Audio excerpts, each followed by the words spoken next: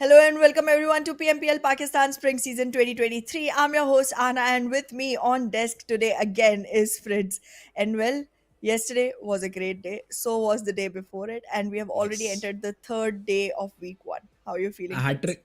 A hat trick of great days, Ahana. That's what I feel. That's what I feel. A Yup. hat trick of great days, and I am super stoked to see today's games. So I8 am is I. one of the teams which I have been looking forward to. Day number one was very good for them. Day number two, not the best possible one. They were able to get one good game out of all of that ruckus, that map of Erangel, where they stood third and had a lot of frags to their name. But that was about it for Team I8. So I'd like to see Team I8 make a bit of a comeback, maybe see themselves on the top of the leaderboard, but we'll have to wait and watch for that. Absolutely. We are going to be taking a look at the schedule so far. We have already arrived at half point of week 1. It is going to be the third day, 2 more days, and then the week 1 ends. We will be walking into week 2, and we do have 3 days on 7th, 8th, and 9th of April that are going to be the grand finals. Again, Fritz, I cannot emphasize this more that we are going to have some great bonus matches coming up very Yep. soon in the ends of the weeks, and that is going to be really, really important for the teams to go through. However, this is what they are fighting for. This prize pool, it's huge, it's humongous. What do you feel about this, Fritz? Hey, $70,000. If I were there in Pakistan, I'd definitely register for the tournament and try to qualify. I mean, getting $7,000 if you're on top, that's what I would want. Even there's a prize for the most valuable player as well. So that race is also going on. So $1,000 for him, no problem whatsoever. Especially till now, what I've seen, it could be 3x Cairo because I've seen this player make a lot of impact in the game. Also, talking about the bonus points, weekly bonus, league bonus, which adds up to the total bonus, which will be added to the initial points, this will help the teams to climb up that leaderboard, especially in map number 5, the map of Vikendi. Absolutely, and the map of Vikendi is going to be very, very important. However, these are not the only points that we are going to be distributing out to our players. There is the main point structure as well, which goes on for 10 points for the one going in with the chicken dinner, and then descending all the way till the eighth position. Nothing for the ones from ninth to 16th, however, but there are going to be elimination points that each and every team can qualify for. You get that chicken, you get that 10 pointer. That is something I think most of the teams are going to vie for, especially the teams in the middle, especially the teams around that 10th rank. So that is something I'm looking forward to today. Better position, better frags from teams on that particular stage of the game. So let's see how does that go for the other teams. Absolutely. And well, these are the teams we have in pocket. These are the ones that are going to be served for you today and for the rest of the league as well, because these are the 20 teams that made it here. There are 12 invited, there are 8 qualified teams, all merged together in 5 different groups of 4 teams each. And they are going to be shuffled all through. However, let's take a look at what their storyline looks like on the overall ranking, because all of our teams, they have created themselves some position already. That is true. And even some teams like Team BABLU, who were not very efficient on day number one, even the starting of day number two wasn't great. But these teams, they were able to, recover in the second half of day number two. So that is something which was in the favor of Team BABLU. They were on the second charge. But now, if you see on the overall standings, Team BABLU sits on the sixth spot. 55 points, not very far away from the top spot as well, just 12 points away. So it is really a game of chickens right now. Whoever gets a good game will jump out on top. But the team which has been consistent, which has been very consistent so far, Team XGeneration. We need teams more like this. Plus, even Team XGeneration need a chicken to solidify their position on that first spot. But if that does not happen, again, consistency becomes a very, very big problem for most of these teams. Absolutely. However, talking about consistency, there seems to be a lot towards the teams going all the way from 16th to 20th position. They haven't even shuffled one position up or down. They've literally stuck where they are. However, this is still a chance. There are still 3 more days. That means 15 more matches to be played, out of which obviously they will be sitting out one each. So let's say 12 more matches for each single team. And at the end of all of it, they will get the chance of going for the bonus match. So let's see if they're going to be able to qualify themselves for the bonus match, because currently it does not seem like they're in a position to go ahead and make the best of it. But very soon we might see them change things around. I'd say one good game for either of these teams. One good game, and they had that opportunity to come back into the game. By a good game, I do mean a game with 20 plus points. That's what you need right now to get yourself out of that dump. That will even boost the confidence, right? Especially for teams like HellRaisers, Team Negatives. They've not been performing very great. Although I'd say HellRaisers, they've been getting those 4 or 5 points recently. So now, if I see a big jump from them, I won't be surprised. But Team Negatives is one of the teams I'm really concerned about. Not the best possible uh, games that have been going on for them. 2 games, no points earned, and they've been sitting ducks with the 20 points. So they really need to buck up. And I do hope day number 3 is a bit better for them. Absolutely. There's a lot of teams that do have the potential of coming back up on top. We did see Regicide perform really well. Hmm. We did see more games coming in from the side of TUF as well. So let's see how much they are gonna be able to change themselves. However, here we have two of the very nicely performing teams from yesterday, one for one official and seventh element. Great stats coming in from both the teams, a lot of eliminations, a lot of knocks, and a great conversion rate from knocks to eliminations from both the teams. More importantly, I'd say for the side of 7th element, because Yeah. they've got 40 frags to their name, one for one. Even though the damage is higher than what 7th element has, the frag department still seems to be a bit low. In terms of damage received, though, there's a big disparity between the two. There's 7k damage received for the side of team 7th element. So that is a huge number to have. Though some highlights from the previous days as well. Magnus Esports, this was the team that got completely eliminated. Divine, great nades. Then the follow up was great as well. You did not let your knocked player get completely finished off, and that's a sign of great teams. That yes, their trades are going to happen, but you need to make sure that you're able to revive your player after the fight has ended. Absolutely. And our teams, both of the ones that we are currently talking about, one for one as well as seventh element, both have shown some great metal, some great games to us in the last 2 days. I'm expecting to see much more coming in for the next 3 ones because, again, Hmm. even though one for one official has shown great potential, it hasn't put them on the top of the chart yet. They are on the first page, they are still on the top 7 or top 8 teams, but still not on the top three. And top three is what you want to be at, not just Yes. because it's like a good position, but also because it helps you make sure solidify that you are gonna go ahead and participate in the in the bonus match. And in the Yes. bonus match, if you do make sure that you are getting a good rank, you have a great starting point for the finals, and that's very important because the finals are not going to be as long as our Hmm. leagues are. We have 5 days each, but on finals we have only 3 days total. So you That want to is make true. sure you walk in with the most advantage possible, because out of Hmm. three, even if you have one bad day, it crumbles everything. And that has already happened. I'd say I8. Look at them. They had such a great day number 1, but after day number 2, they've slipped quite a bit in terms of positions. And this is not what you'll want in the grand finals. You would want to have the best consistency as possible. You would like to be in the top 3 again and again, so that day number 3 does not become very very difficult for you. Because I've seen teams who are like 5th and 6th in the leaderboard. They're not very far away from achieving that first position, but then a few bad decisions on the final day will put you into the dump. You slip down to all the way maybe 10th, maybe 11th position, and there's no coming back from that particular place. So this is something teams would like to avoid. Play consistent, be consistent, try to read your opponent as much as possible, because all of this will really help you during the grand finals. Absolutely. And well, looking at all the maps that our teams are going to be playing today, we are going to be starting off all the way from Sanhok. I love the map. I am very happy for a very great start to an amazing day.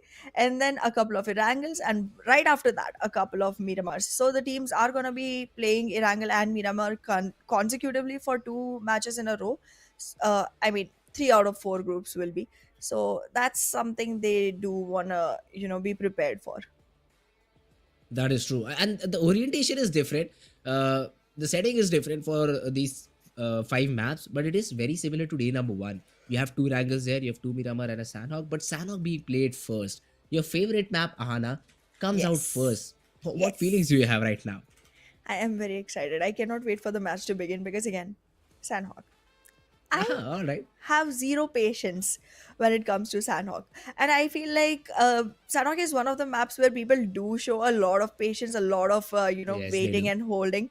But still, I am like a completely opposite person who's just looking for more and more running around, fragging around, and just then lying down in the grass whenever you feel like someone spotted you. But yeah, Uh-huh. I feel like Sanhok is one of the maps which is played very differently, specifically in this region compared to the rest of the world. We do see more action in Sanhok. So yeah, cannot wait for all the action to come right up on our screens. That is true. Game number one, the game of Hmm. Sandhogs. It is going to be definitely interesting to see. The world of snakes is what I like to say. The map of Sandhogs, and I did get some information very early on that we don't see a lot of snakes in this region, but that hasn't been true. I have Yeah. seen the past 2 days. We've seen a lot of players just sitting in the grass. That too all alone. I'm not sure what the strategy has been for this region, but I do see a lot of solo plays for no reason from many of these teams. They'll have all of their four players alive, but one of their players would be just sitting on a mountaintop, like 200-300 meters away from his teammates who are camping in a compound, and he'll be all alone. The best he can do is get one and get traded, and that has happened a lot. So I would like to see a change in that game style. I would like to see a change in that gameplay, so that you work as a team, you try to trade those knocks, and then eventually finish off a team without taking any losses. But let's see, though. I mean, in a very short span of time, doing that won't really be realistic. Is what I think. Absolutely. We are going to be having to, just wait and watch for all of this to happen. Because again, Pakistan is a very different region. We Yes, do it see is. players come up with something very out of the ordinary a lot of the Uh-huh. times. And I feel like it might also be one of the, mind tricks that goes on when players just, locate themselves so far away from each other. Not only does that give a far fetched angle for one of the players to cover for the rest of the team, it also gives the rest of the team the ability to stay concealed while one of their players still Yes. gets picked off in trying to, get freaks. So let's see how it works out. I am just waiting to see how this amalgamation of teams is going to be performing on this one, because today team E, like group E teams, are going to Uh-huh. be sitting out on the map of Sanhok. We did see group C sitting out on the first day, and then group D sitting out on the second. So yeah, it's going to be a whole different lineup that shows up. I just want to see how they, coordinate with each other, how they, Uh-huh. sabotage each other's strats. Oh, yes, because there's a new group coming into play. Exactly. So it is going to be interesting to see the permutations and combinations coming in. Till now, both of the Sandhawks, we've seen some fights at boot camp. The first map had literally a drop clash, but the second one had sort of a rotational clash where there was a team trying to rotate, got caught off guard in the boot camp region, and they were picked off. But I'd like to see some more fights. Maybe three teams at boot camp is what I'd like to see. We see that at Paradise. We see three teams drop at Paradise, and then two different teams rotate to Paradise to fight it out. So it's essentially five teams fighting it out at Paradise Resort. We've seen that happen, but the same thing hasn't Absolutely. happened on boot camp till now. I'm a bit. Well, Paradise I Resort is the new boot camp. Oh, yeah, maybe that's true. But even when the map launched, I think these were the two hotspots that usually had a lot of crowd going to boot camp and Paradise Resort because of the loot that they offered. So I won't be surprised if I see a lot of teams dropping in Paradise this time again. But boot camp, I mean, my personal favorite. I like to see some players there. Well, let's see how this turns out for you. But right now, the plane path has already cut its way through right from the center. Already, Sanhok being one of the maps where it's very easy to go to any place. Making a centralized plane path just makes all the teams have every single benefit they need to their favor to go ahead and reach their preferred drop locations.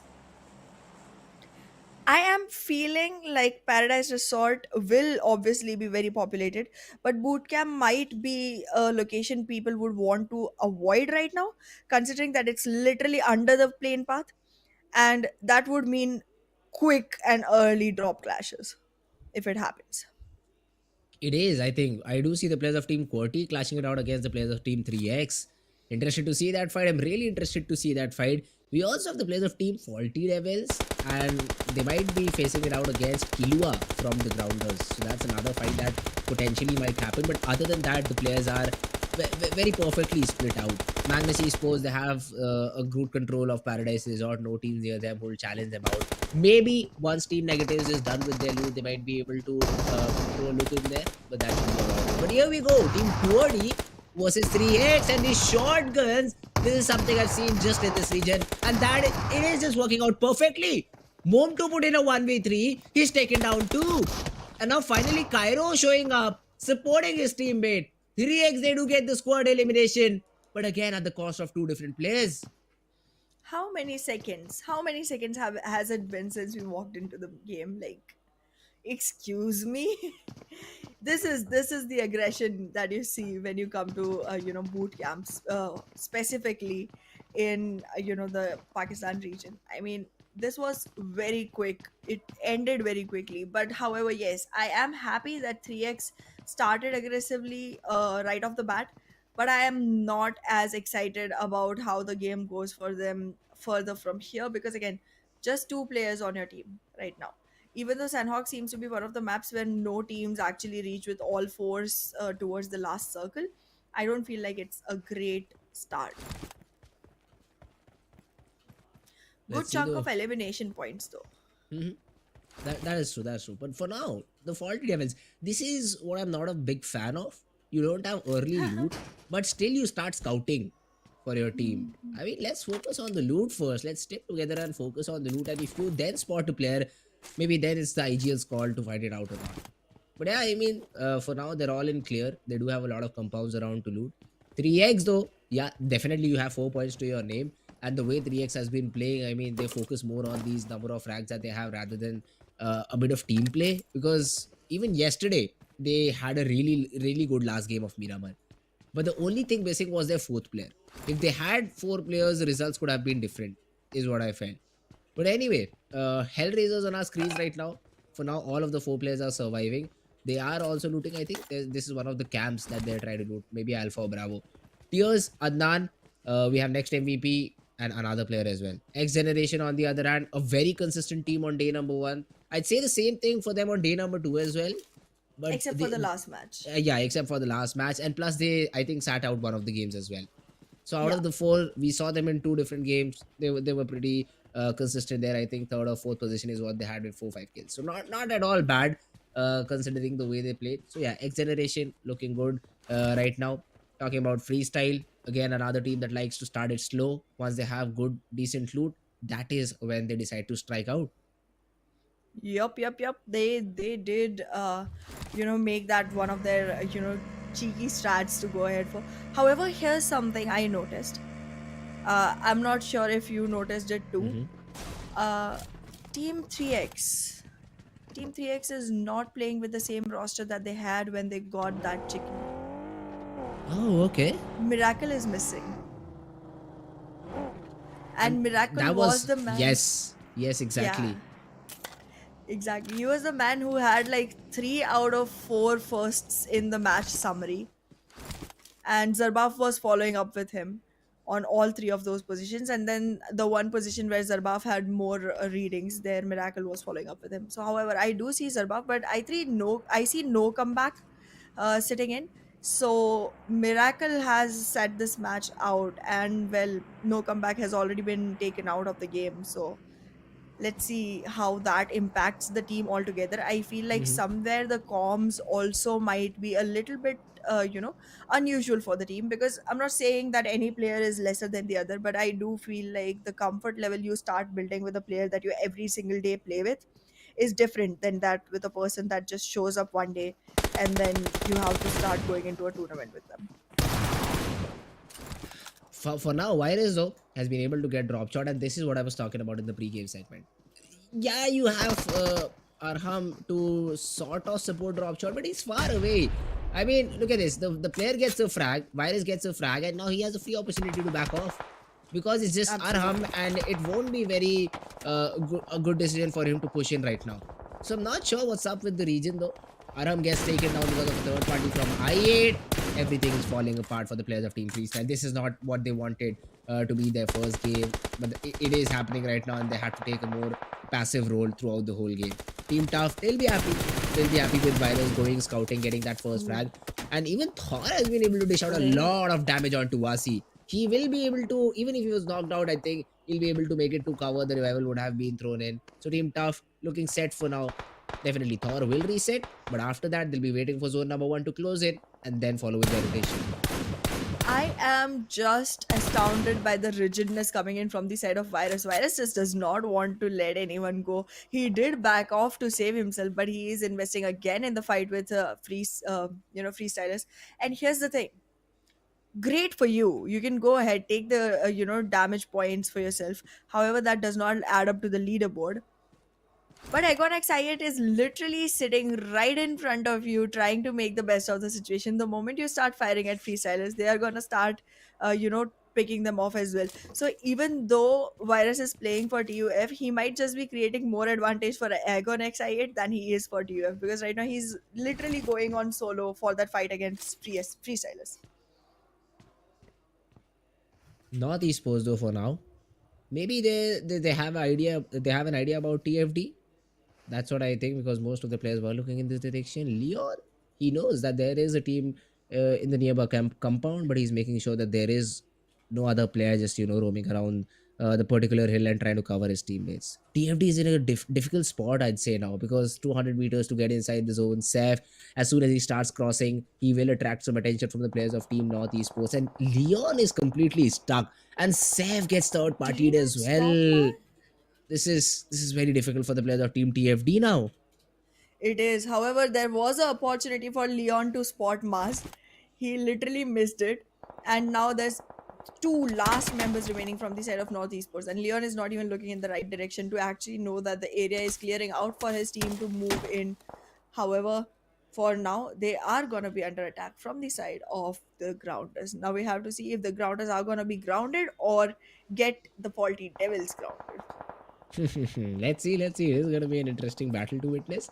Magnus though, facing off against Team Tough, a good Ooh. nade onto Thor, only if it was a little bit uncooked in that situation. If it traveled a bit more distance, Thor was definitely down on the ground.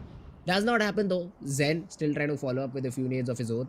Thor replying with a nade as well. Zen gets a bit tagged on that HP bar, and he's alone once again. I'm not sure what is happening to the players of Team Magnus. They've left Zen all alone.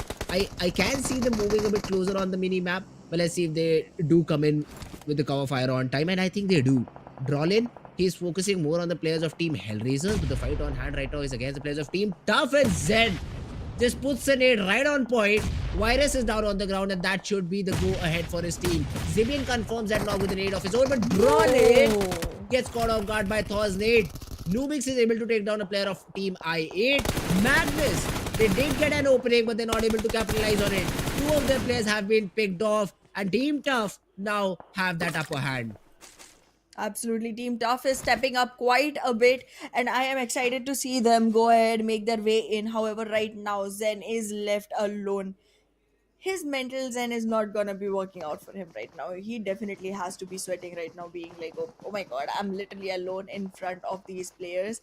Lying down in grass definitely saved him, but for how long is the question, because I feel like Team Tough might just be on the lookout of finding him and eliminating the whole squad, because that.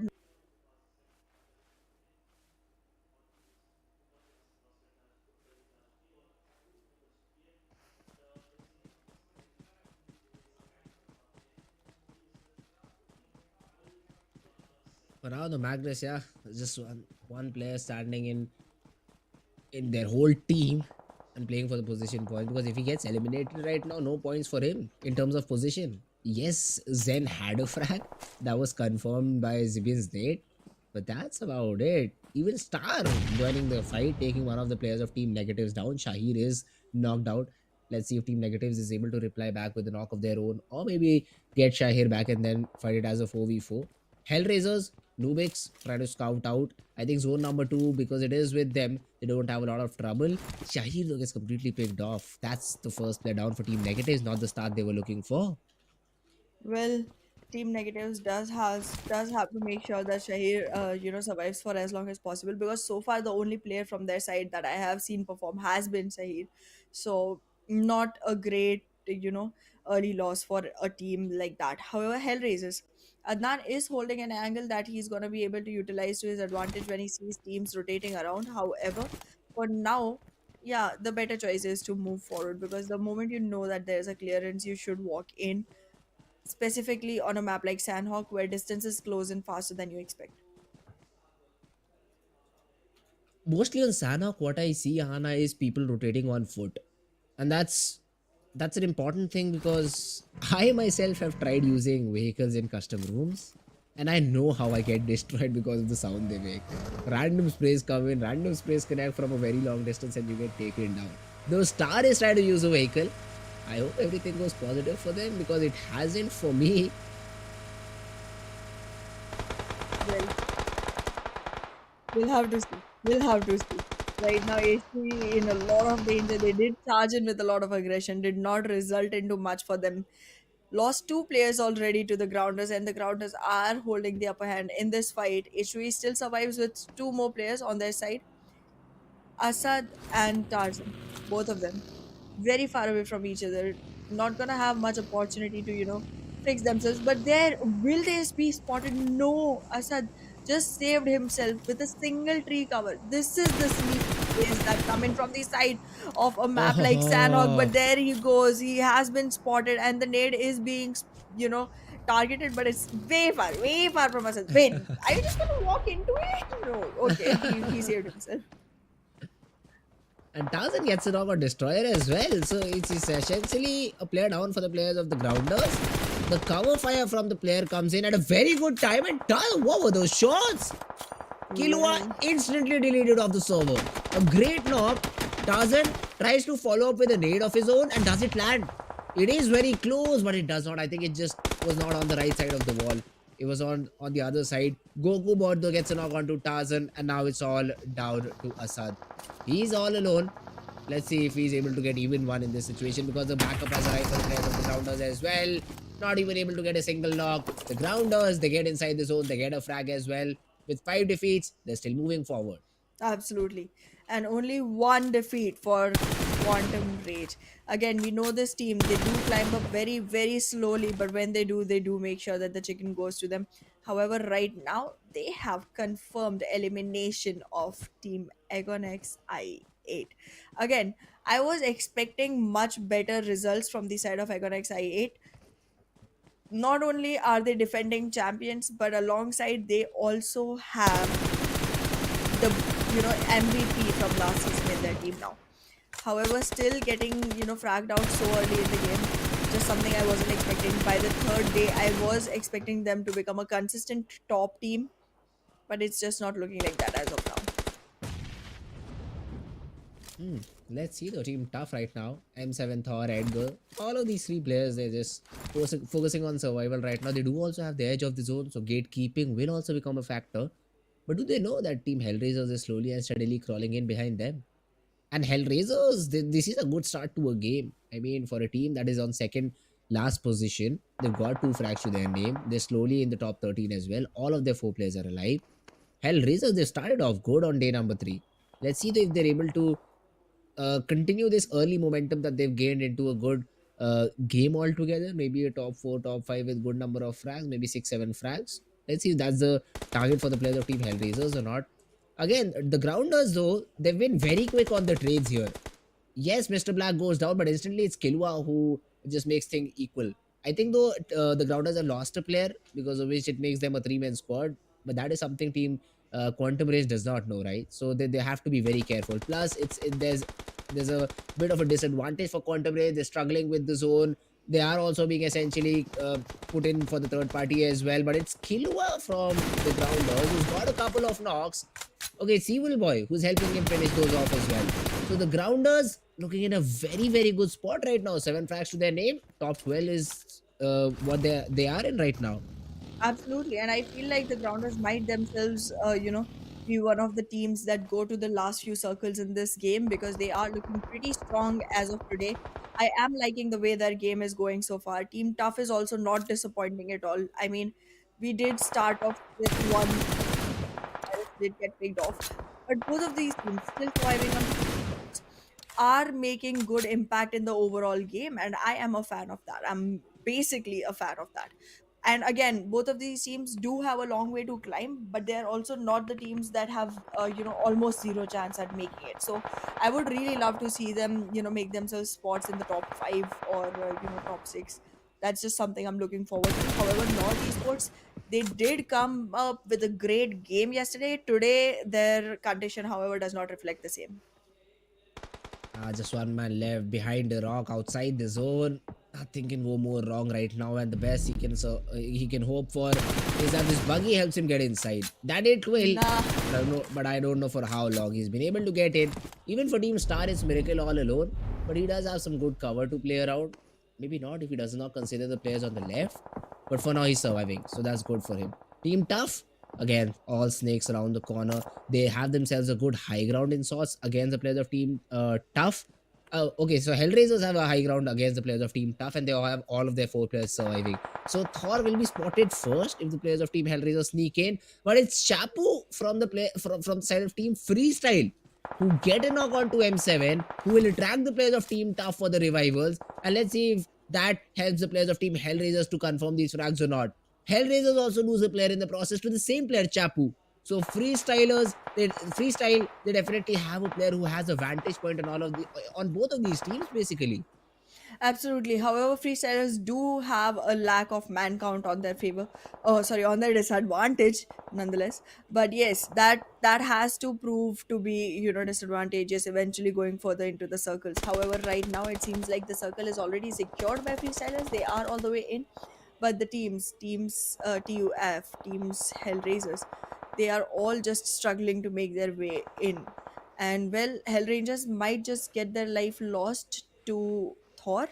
And if that happens, that's just another advantage in kill points, in finish points, that is going to be acquired by Tough. And look at that, not esports. Got all Uh, eliminated too quickly. Even the players of Team Hellraisers as well. I thought they were doing good, but a bit too passive is what I'll say. They Yep. had the four players. They should have taken a decision early on to either get inside the zone early or at least take a fight from one of these teams. They just too chickened out to take a decision and just got eliminated by sitting idle. Freestyle, they did play a bit of role in that, I'd say, getting one of the players knocked out who was trying to flank the players of Team Tough, but there should have been a call made. It did not, and that has led to their elimination. Team X Generation, though, in top six, that's a great game, I'd say, but not in terms of frags. They just got one. They need to improve on that. Team BABLU, though, three defeats, looking forward towards the fourth. Is he? I don't think so. He's inside the zone, not at all. He is being pressured by BABLU's Wasi a bit to the left, and that should be an easy frag onto Izzy. Teen Wolf, though, he is also fighting on some other friends as well. He has been able to get a knock. Let's see if he's able to confirm that or not. Well, we'll very definitely see that. But in the meanwhile, talking about Team Bablu, if the next circle favors them, they have the best position on the map right now. They have the only few compounds that are available, and look at that. They have spread out in all four of them to make sure that none of it is getting taken down by anyone else. They have also acquired a vehicle to make sure that if it comes to that, they are able to, take a longer rotate through outside the circle and go back in on a different position. However, the vehicle right now is going to be used to rotate around and make it easier for the team to target the faulty devils. The faulty devils have zero chance standing here. I do feel like X Generation and 3X are going to be face to face very quickly, and in that fight, if X Generation wins, it's going to be a devastating one. X Generation's game has gone down little in the last match from yesterday and today. I'm not seeing the number of eliminations they were able to secure earlier coming up on charts anymore, and survival has become one of their, main targets. Considering the fact that they are very high up on the leaderboard, but still without any chickens to their name. And well, Team TUF, Team Freestylers, Team Bablu, again, a lot of new names that we have great hopes from coming up, rising up. And that's just how I want to see this happen. However, my bets for now are going to be on 3X and TUF.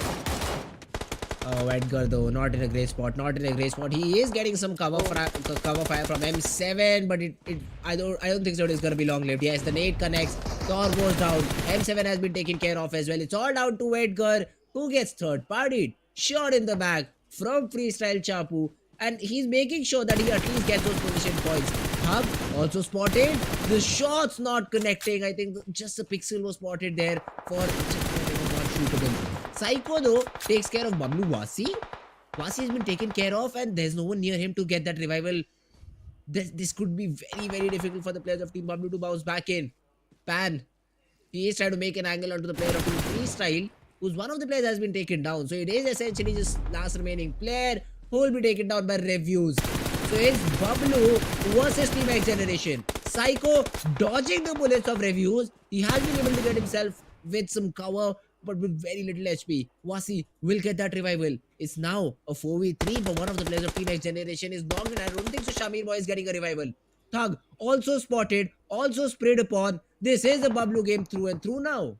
Absolutely. It looks like BABLU is not going to be compromising on anything at all. And look at that. The way the HP bars are going down for XGeneration, it will take the whole team down on the second position while Team BABLU goes in with the winner chicken dinner for themselves. The second one coming in for a team that we did not have high hopes for.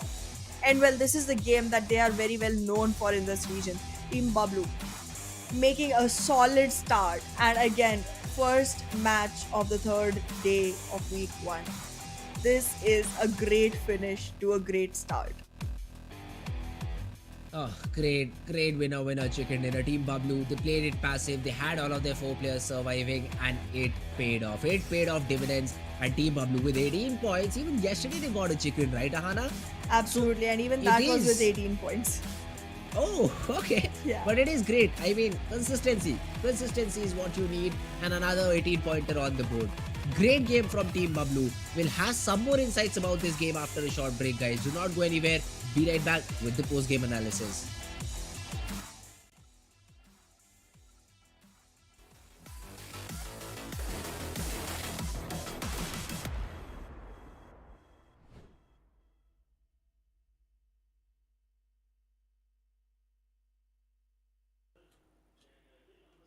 well, what a great start to the third day of week one.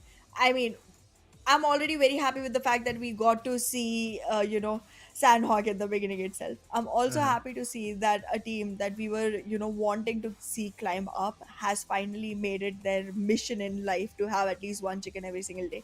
And Bablu going in with the second chicken for themselves. And I think that's the second team to go ahead with that, Yes, hoping for great second things team. for.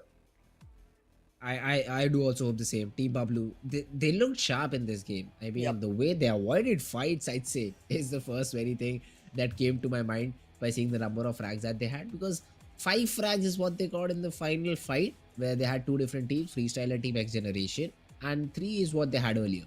So a good choice of fights that they took. Again, in Sanhok, you cannot take every fight because after that first zone closes, it's very difficult to take head-on fights without getting third-partied, so that is a factor you need to keep in mind. But yeah, man, I mean, overall, Team Bablu, no questions, no problems at all. Top 16 is the race right now, and getting 18 points will put you one step closer to qualifying. Absolutely. However, the MVP is coming from the side of Team Tough.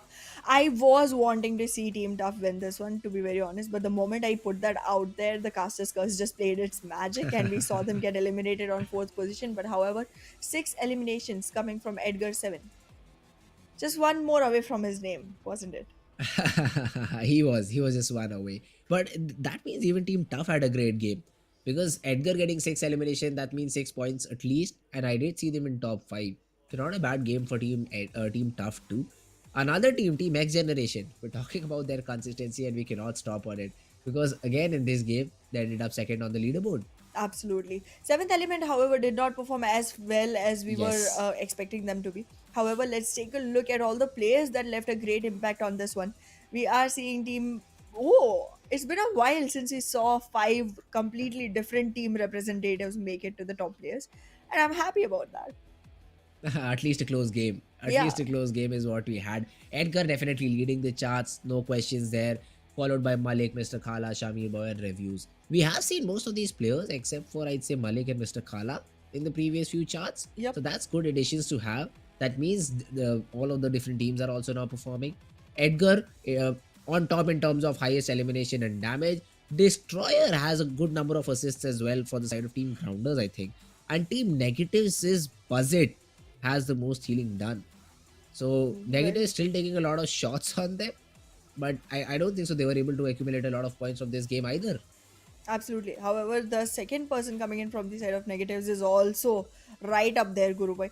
But yeah, I am happy to see Team Negatives actually make their mark somewhere on the match, and I'm hoping for great things to come from them. But here it is, all the teams that left the biggest dents for the ones following them.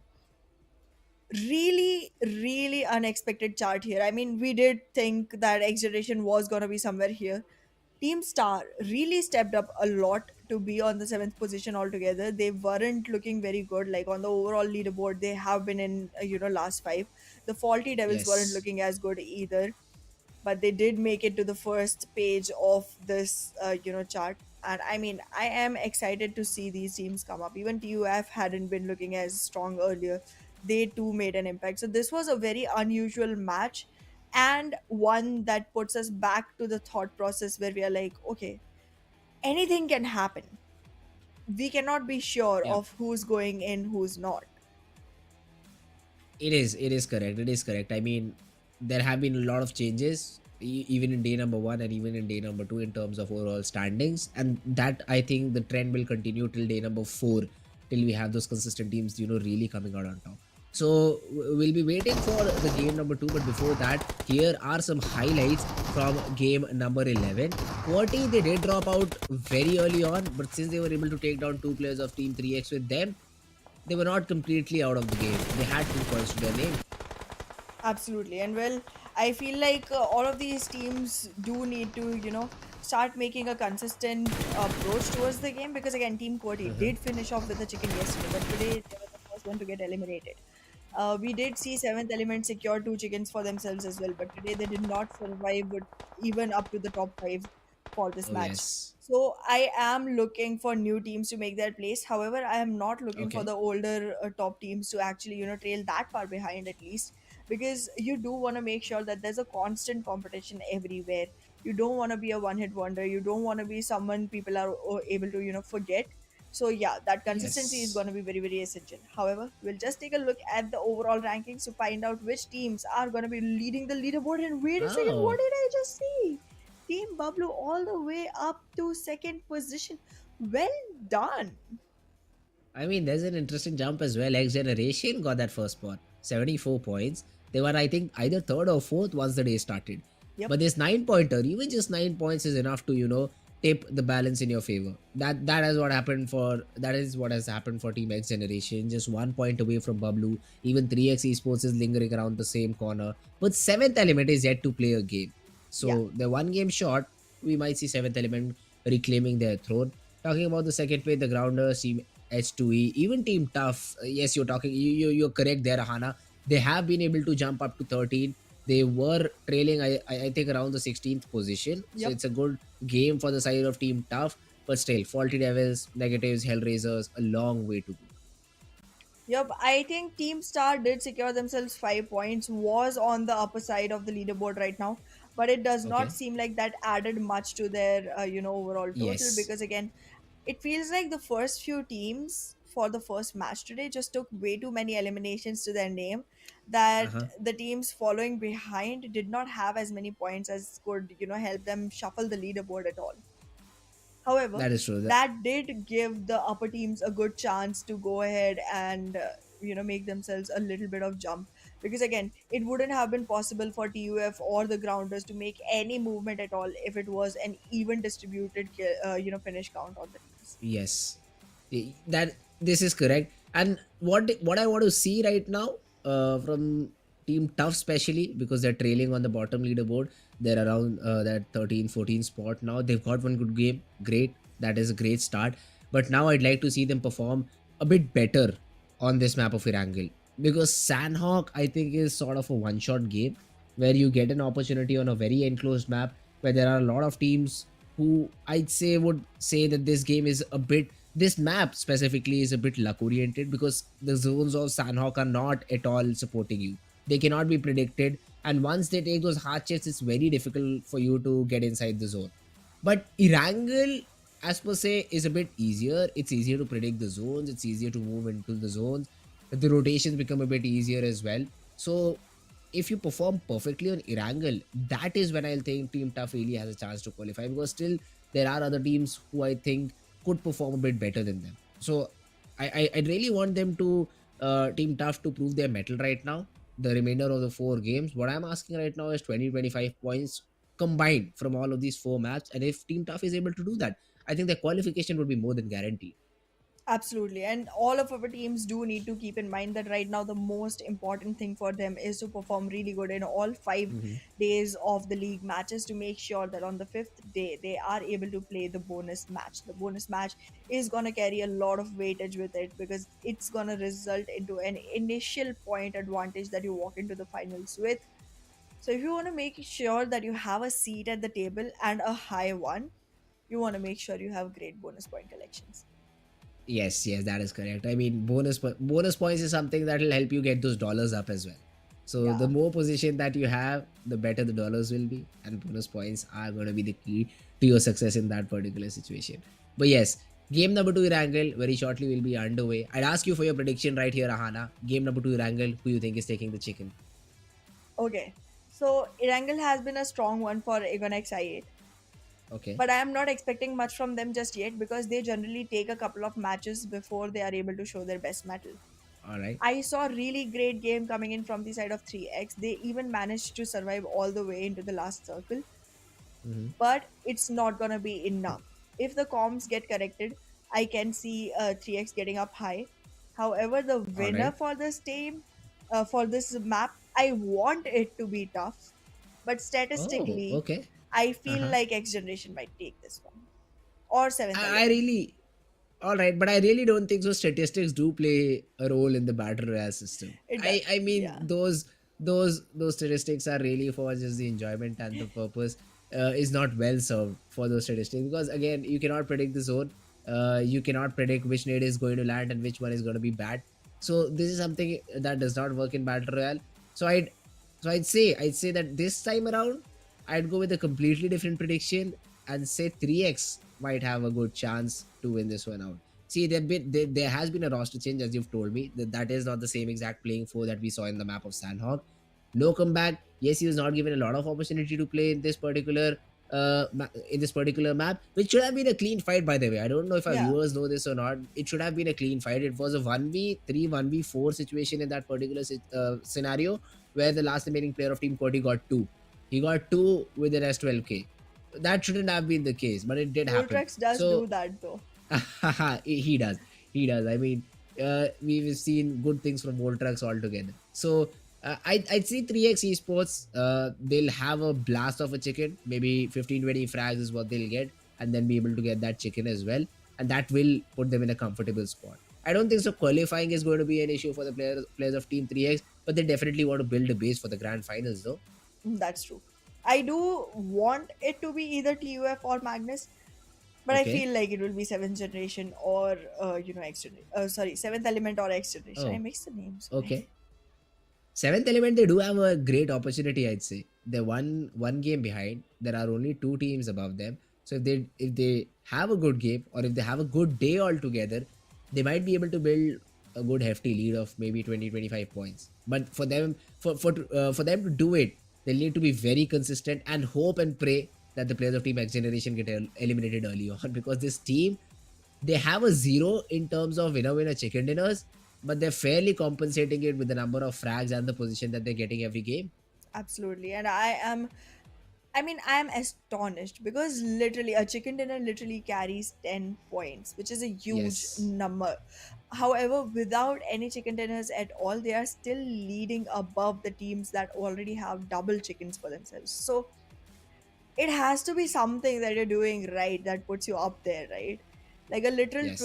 20 point advantage that the other team has just on the basis of surviving. You don't even have that, and still you're leading the board. That's outstanding. However, here it is, Erangel, and I see the plane going all the way from south center towards northwest. Let's see if this is gonna be a great point for most of the teams, because yes, Poliana is a far-fetched thought right now. School and Rozok will also need a slight bit of gliding, not a lot, but just a slight bit. Prison is out of the question. Lipovka, Mansion, Kamishki, Stolber. Again, a lot of the places that our players love to drop at are just way too far to reach. HellRaisers usually dropped at Novo Repnoi, but this time I don't see them dropping at that particular position. I think they know that the team that earlier fought them in Novo is a bit better, and they're respecting it. That's a great decision to make. But I8, as usual, sticking towards the military base, no problem whatsoever. They'll have that tier 1 loot, they'll have good vehicles to rotate as well. But the thing I'm interested to see is the zone. Where does it form?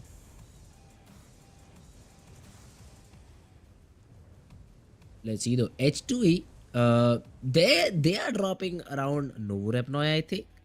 Or are they dropping around Bridge? It's a very weird drop, I'd say.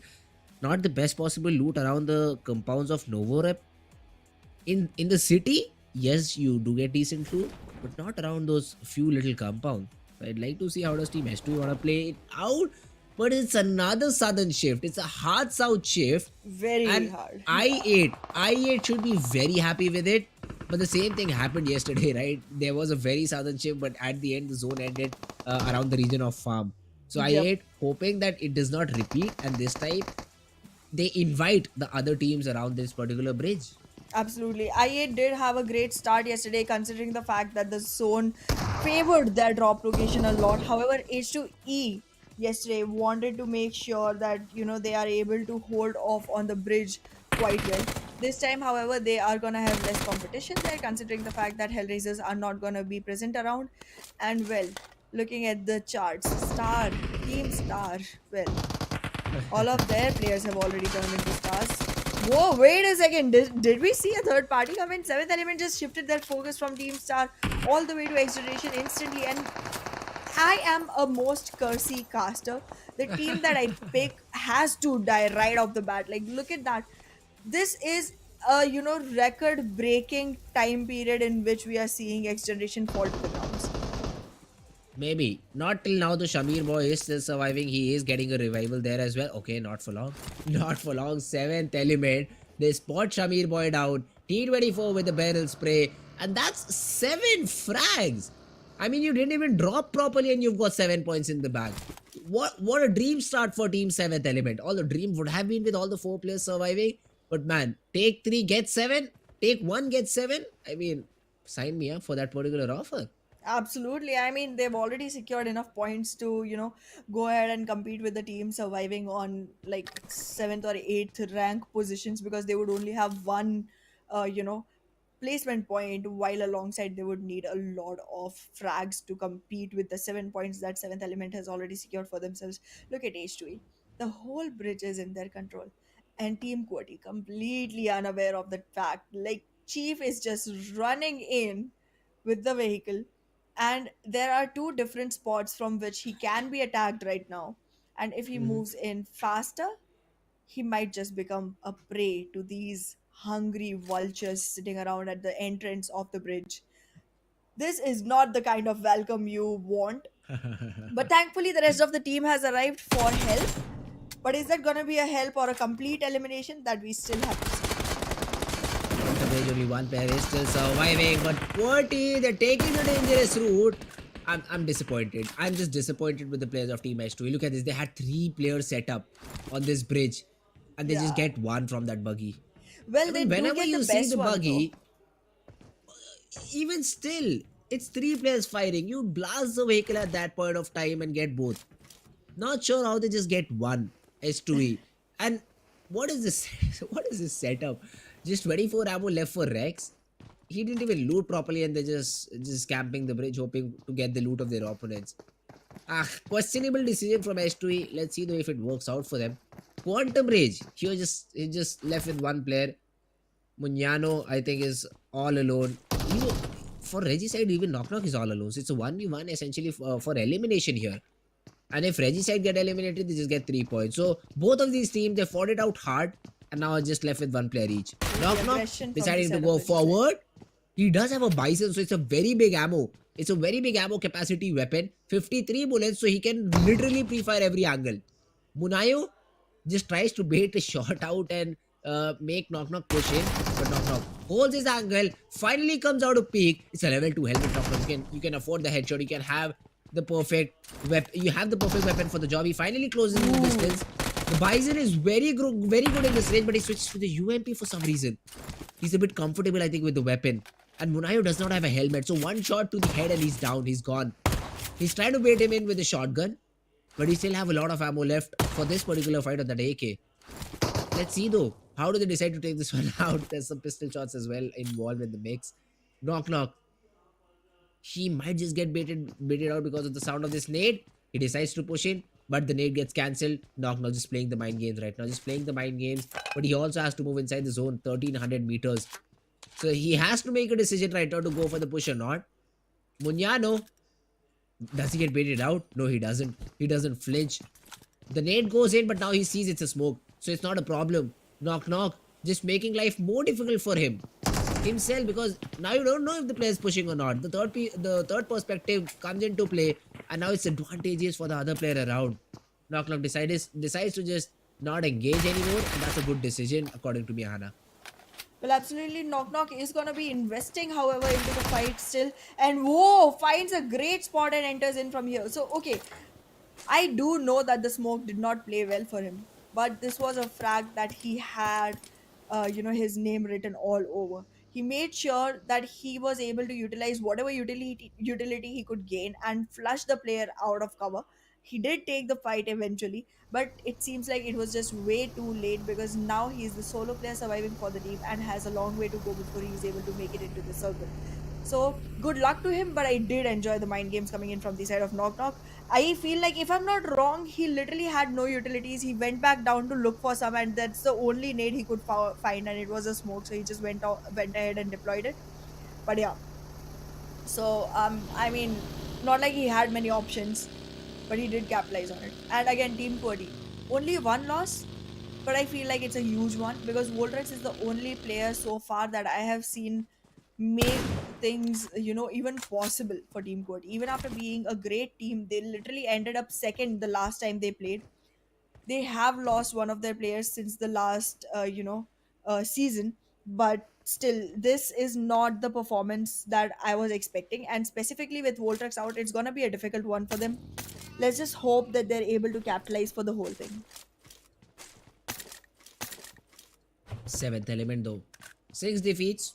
So, okay, it's not seven, it's 6 defeats to their name. Still more than enough, I'd say.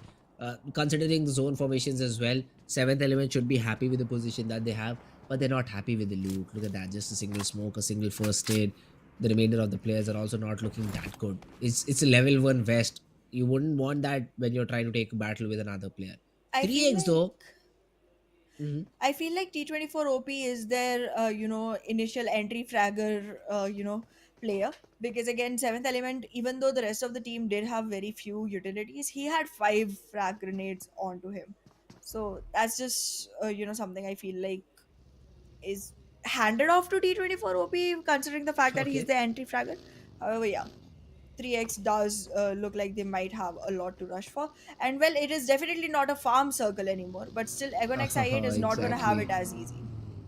it's it's a super weird circle to say the least. Yeah. 50 to 55% of the zone is inside water. Hmm. You have just 45% of land to play, and I8 is in the best possible position because see, one of the players is on the bridge, but the angle that he's exposed from is being capitalized by his other teammates, so he Yep. essentially cannot get shot from there. And this is what was lacking in the game of H2E, I'd say, yesterday, when they tried to camp that Nova bridge in the similar zone. Hmm. That the angle was not completely washed and they were exposed from two different places. But here, that's not the case. So I really want Team IA to keep that hold on and maybe capitalize on it. Well, let's see. Team 7th element, though, somehow they've been able to cross the island. Tokusaurus has been able to get his team into a good spot. They spotted another team rotating. That will be Team Negatives. Freestyle, they started a fight against the remainder of the two players of Team Star and they closed it out very fast as well. Both of the players get eliminated. Freestyle with 2 frags. Team Star out of the game. Well, freestyle Arham has already been spotted. He has tried to make his shots all the way to the players, but there is a buggy that is going to be following him. And from a far, far distance, Cairo manages to take that frag off. Now, Arham does not seem like he's in any position to get any revivals, so he is going to be taken out very quickly. And there it is. North Esports is also losing players left and right. So H2E looks like they are stepping up quite a bit, but freestylers, after a loss and only 2 frags to the name, are they going to be strong enough to move further? Because they really need to. They are, I think, the sixth or seventh position so far on the overall leaderboard. That is somewhere you have enough hope to go ahead for the better positions, but again, not enough courage to fight for them, because you become a little bit more passive once you reach a position that has a lot to lose. Here, 52 Esports, they find themselves in a difficult spot because they're now being gatekeeped by an enemy team. They're now being gatekeeped by the players of Team 3X Esports. No comeback spotted. He needs to hide, and so does IGL. Fake IGL reduced to very little HP. Does he get the bandage in time? No, he doesn't. He goes down to the zone. He goes down to the zone, and now even Hassan is being bombarded. The Cairo nade finally lands on top of Hassan, and that's a double. That's a double. Both of the players of Team 52 Esports were trying to rotate from this particular compound. They get pinched in, and 3x find a couple of frags. Well, absolutely. They not only find frags, they are gonna go for complete eliminations and secure all the loot they can from the players. However, they are still running outside of the zone. It's yet only stage 2, so it's not gonna do as much damage as coming further zones. But you do have to make a way out soon, because the number of healings you spend here is the number of healings you do not get to spend while you are actually investing in a fight against a team which has already claimed their thrones right now. I mean, by this time in the last game, we had 7 to 8 frags for the teams. This time, 3 is the highest number we're seeing. Actually, 4. It's seventh element with 6, I think, with the highest frags. Wait, oh, I Is missed this? out that one. I Yeah, missed out exactly. that That one, yeah. that is very confusing with zero. I mean, Exactly. it's just a sliver. It's just a sliver taken off from zero is what Yeah. I think. But yeah, it's seventh element. It's seventh element that My have got themselves bad. 6 frags. All good here. H2E though, they've got themselves 3 frags. So we just saw one on the bridge, but after that they've been able to scoop up a couple as well. Cairo though takes down one of the players of Team 52 Esports. So 3x, they just got themselves into a fight, won it out, and now are back into action. This team doesn't want to stop. But then again, the zone is made in such a way that if you try to rotate via water, you won't be left with a lot of cover. You won't have a lot of vehicles to play around. So you really need to fight around these bridge areas, and that is where 52 Esports and TX are colliding. Reggie side, the last remaining player gets taken care of as well. Cairo secures the frag to his name, and Team 3X now maybe looking to use the bridge, but still you have I8 on the other side. So 3X need to be really careful now. Yup, not only careful, they have to literally take every single step with a lot of caution here. They have to cross the bridge. It's a need of the hour. But again, as you said, Team I8 is waiting on the other side, and they are not waiting in a camp mode. They are waiting in a strategic mode. They're waiting in a mode where they have enough backup on every single angle that is there. Oh, look at that! Cairo already spotted IGL, and well, he is gonna make a few shots, only able to connect very slight HP damage onto IGL, but that does send him all the way into cover, making a little bit of easier entry for the side of Team 3X. However, just a little bit, not very. North Esports to under fire from the player of 7th element. This team is also not stopping. They've decided to get in, get those frags, and maybe try rotating inside the zone. That's what they've hoped for, I think. I8 though, they're still patiently waiting. They're waiting for the players of Team 3X to come to them, and now they have to, because look at the zone. It has gone all the way towards the left hand side of military base, all the way towards the western side of military base, and still there is some water involved. So some of the players, some of the solo remaining players can play it out. But let's see if that happens or not. North Esports, all of their players slowly and steadily just bleed out to the zone. 7th element, they secure that. They get that frag for themselves because they're pestering the players, and they get positive result because of it. A smoke wall for now being created. Team Voltrux, Team QWERTY though, in a fight, Voltrux down, Chief down. TFD looks like that they have an upper hand on that particular fight. Well, they sure do, but right now I am very worried about freestylers. They are all the way up top towards the northwest. Black has already lost his life to the play zone, but the rest of the players, even after making it back into the circle, they are gonna be inside the water body. They will be able to cover themselves till they reach land, but by the time they do, all the other teams will have already acquired the real estate on land, and that's why it's gonna be very difficult for them to surface up from water without having to invest in fights. It is a lot of hassle. It is a lot of hassle. 52 esports in a similar condition right there. Agonate IX are gonna be needing a little bit more firepower here, because if they don't convert into frags, it is gonna be difficult. And well, just as I said, they were able to do exactly That's that. the setup. 3x complete elimination. That's the setup I was looking for, and I8 they executed perfectly. They See, did. because they had so many angles, they knew that the possibility of a backstab right now is under 10%, and those are the odds you take. And that's when they strike as a team. That's when they get those knocks. That's when they come together on that particular bridge to stop 3x from rotating. Great execution by team I8. They'll be easily able to move inside the zone as well. Even 1-for-1 takes an exit trying to invade the compound that the players of team S2E were holding.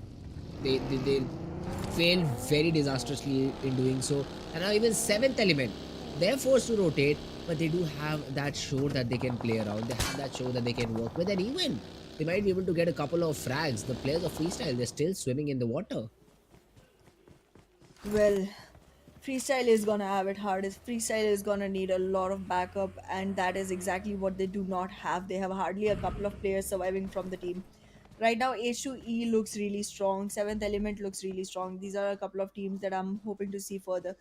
Akonex IA did not invest in a lot of fights, but the one that they did invest in, they ended it very quickly. There was a lot of patience in the beginning, but then once the rest came to halt, we were able to see them go ahead and capitalize. Their strategy is on point, but it's only so many times that you can be strategical in a battle royale because you are never aware of how many people are going to be attacking you from how many sides. That is the thing which most harasses the player of a battle royale because again, you are four-player team and there's literally 60 other players trying to get you down. However, current situation says there's only 9 teams and 27 others you would have to worry about. So take your shots. TFD is taking some shots on themselves though now. Freestyler, he's trying to save a vehicle. He will be able to do so. What about your lives, guys? Negatives is the team that Shahid. is trying to take you down, and what a nade! What a nade from Shahid, taking down two easies left with a very little HP and buzzing. He's trying to create a meme here. TFD, they get eliminated, and team negatives finally find themselves on the board with 3 defeats. They had a hat trick of 0 pointers, but finally a good start. Not a start, a good mid rounding right now for the players of negatives. 3 surviving, 3 defeats in top 8. Absolutely, and I feel like this is one where they finally get position points as well because now the last 9 positions have already been, named to different teams. Every single position here on will, carry placement points alongside. However, Team QWERTY is gonna be having to stay satisfied with one single position point along with frags that they were able to accumulate. Again, as I said way earlier in the round, losing Voltrix wasn't the best, uh, wasn't the best trade that the team had. And well, right Yep. now, Agon XI again playing very spread out. They are going to be able to spot a couple of players, but 52 esports. Very cautious is what they need to be. Stupendously cautious for the side of Chelsea because, well, there's only one single solo player staying from that side. Tokosaurus. Huh. That's the dinosaur hide you're acquiring for yourself. It is. And I'm not sure. See, freestyle, they have got themselves around the ridge. And now let me tell you this, Ahana, there is a way you can climb up top. Mm-hmm. I think Dropshot has found it. Lallu maybe hasn't till now. Yeah, Huh. Dropshot has. Dropshot knows how to climb this particular ridge, but Lallu is still staying down on the ground. So I thought I was the only one who knew that ridge on and how to climb it. But Uh-huh. yeah, there are some players. There are some other players who also know the trick. Obviously. All You're good though. I good. mean, I saw you play with me today. You're good. But then again, these players, they are literal polished cream of the lot. So they that is definitely true. know those tricks. However, coming back into the game, our teams do seem to have acquired, safe positions for themselves, acquired enough area for themselves on the remaining, you know, infrastructure that's available to them. However, it's looking like a lot of closing in is happening. I did not expect this little teams in this area, this little number of players in this area. The circle still seems to provide a lot of real estate for the players to capitalize, but even so, we are seeing the nades get into the way of the players, specifically team negatives getting attacked from multiple sides. They do have to keep their healing on point, but look at that. Shahid does not have any healing available to him anymore. So all the shots that make it to him are going to result in something devastating for the side of team negatives. Permanent damage, and that's a knock as well. Kian just spamming the smokes, being lucky and getting that knock onto the player of team negatives. I8. IGL 3 is trying to spot Jersey, I think, from 52 Esports, and IGL 2 has taken the vehicle out as well. So he's trying to clear off angles so that I8 can concentrate on the fight ahead of them.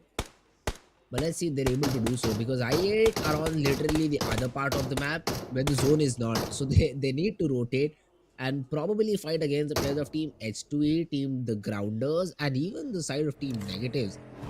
I don't see a way. How does team I8 rotate inside the zone now?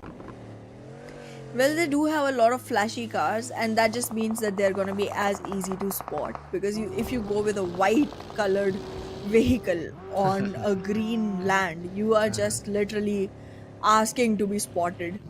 So once that happens, it's definitely going to be difficult. But right now, I8 does know one frag point that they are going to be easily able to capitalize. 52 esports and freestylers both still staying inside the water are going to have a lot to face. But look at Tokusaurus. Tokusaurus. That position is giving him the kind of advantages people are not even expecting or imagining right now. And I'm going to excite, they are losing health on their players. IGL 4, IGL 2, both under attack. I don't think I saw Falak today. So, a lot of changes in a lot of teams today. Or maybe I Name just change. changed names, yeah, because Uh-huh. IGL 1, 2, 3, 4, yeah.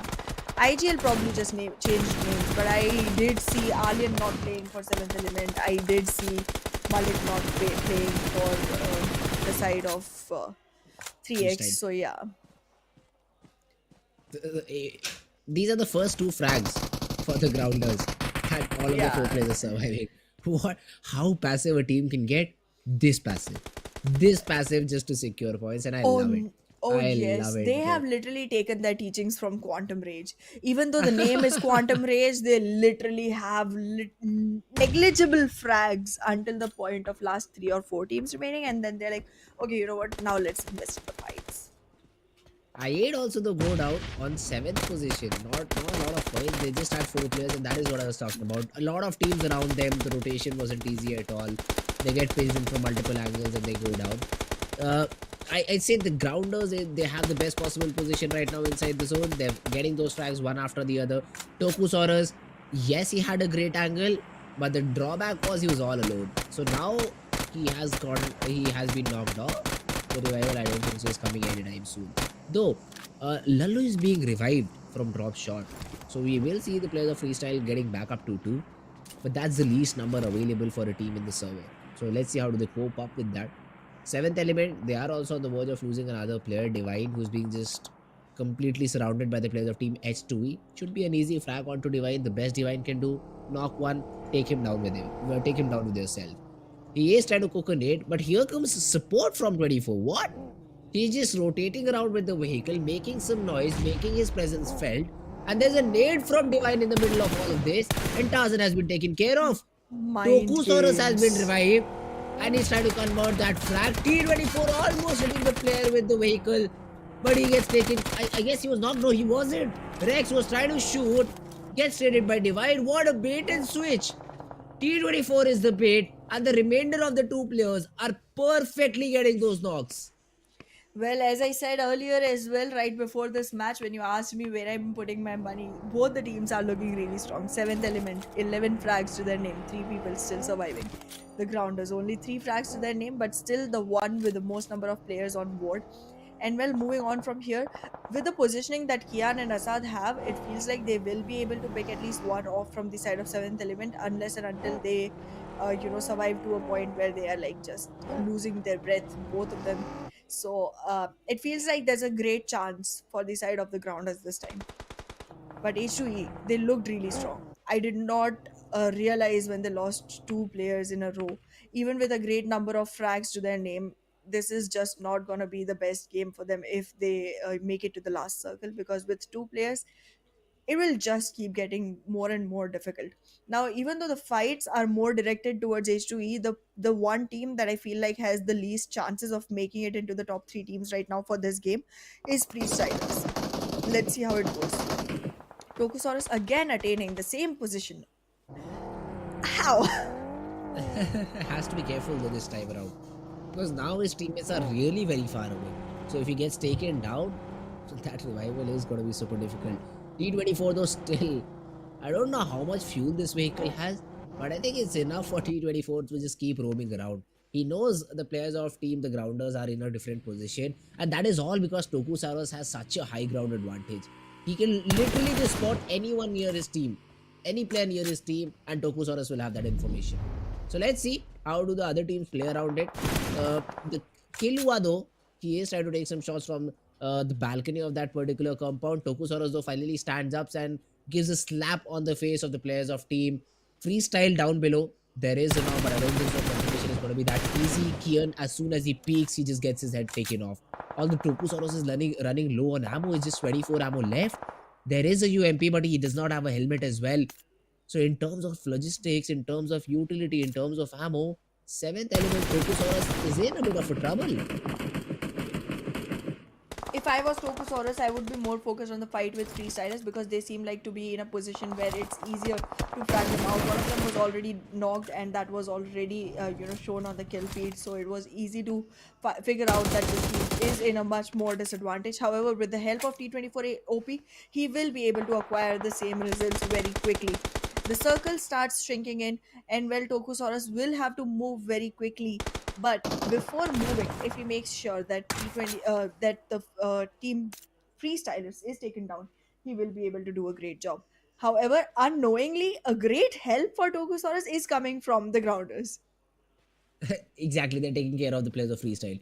As soon as they do want to pop out and take a battle with Whoa! Tokusaurus, they're being shot in No! the back, but Tokusaurus gets taken down. This is what I was talking about. The peak comes in. He has been able to take down one of the players of Team Freestyle. Oh, okay, it was his teammate. But now it's a 2v2. Now that vantage point that you had with Tokusaurus is no more available for the players of 7th Element. And this is when they needed it the most.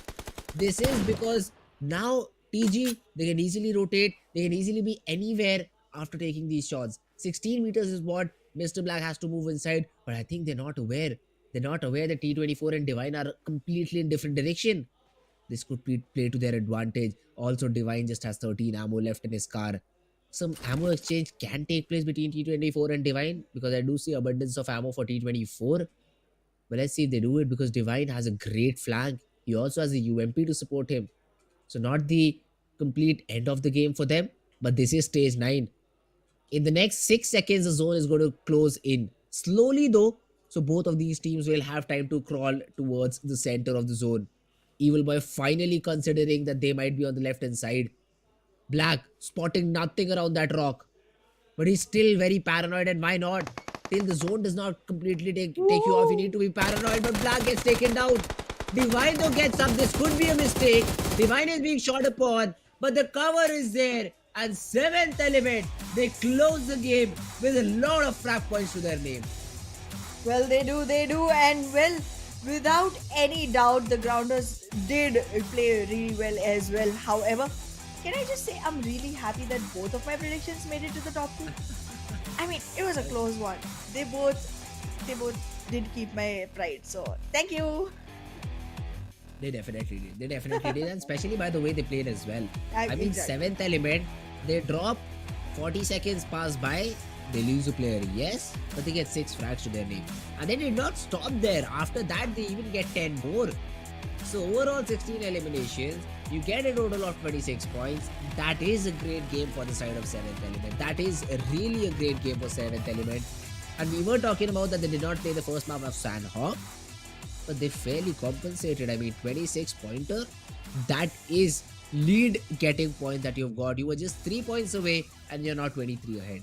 Great game for 7th element. We'll have some statistics about this team after this short break.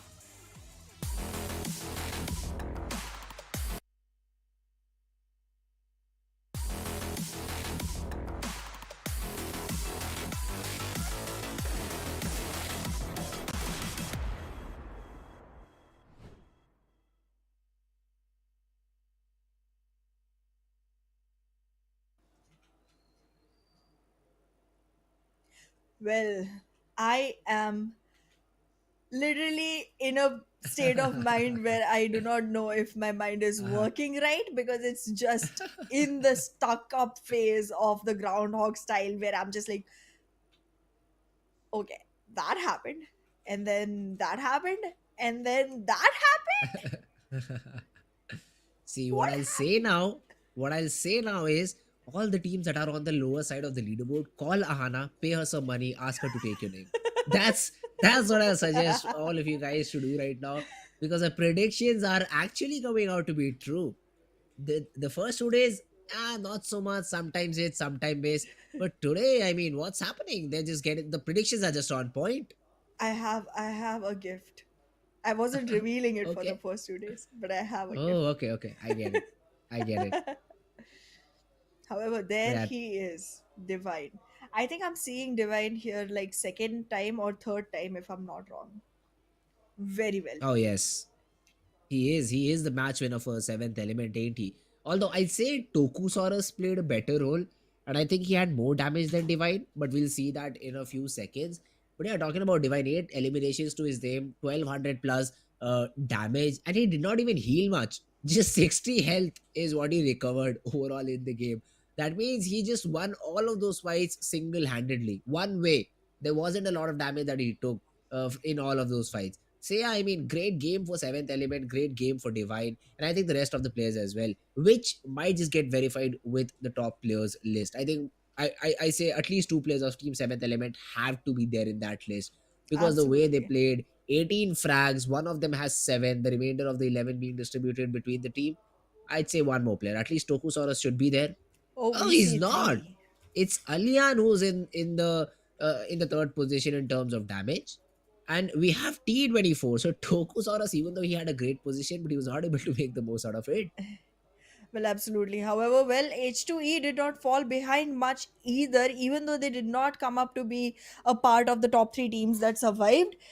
Great eliminations, great damage, a really huge survival time as well from the side of Assad as well as Tarzan. Very well played. However, let's just take a look at the match summary and find out what we, literally just witnessed in a statistical form. And look at that divide again, acquiring the first two positions for highest elimination as well as the damage. Followed by Assad. I mean, H2E even had a great frag game. That will be proved once we have the match standings, and they did have a good game. The only They thing did. that did not go their way is the zone. Only if the zone supported them, they could have snatched away that chicken from the hands of Team Seventh Element. It did not, but I'd not say Team Seventh Element were a bit lucky. The way that they were playing, if you see the vehicle, the way that they were using the vehicle to just Or completely T24 secure was one just part of the map, impressing me. that was just brilliant. That was just brilliant. And yeah, H2E 10 elimination points to their aim, although they ended overall I think fourth, but Hmm. in the match standings with 14 points, they can be seen right next to seventh element. Absolutely. And a great position for them to hold.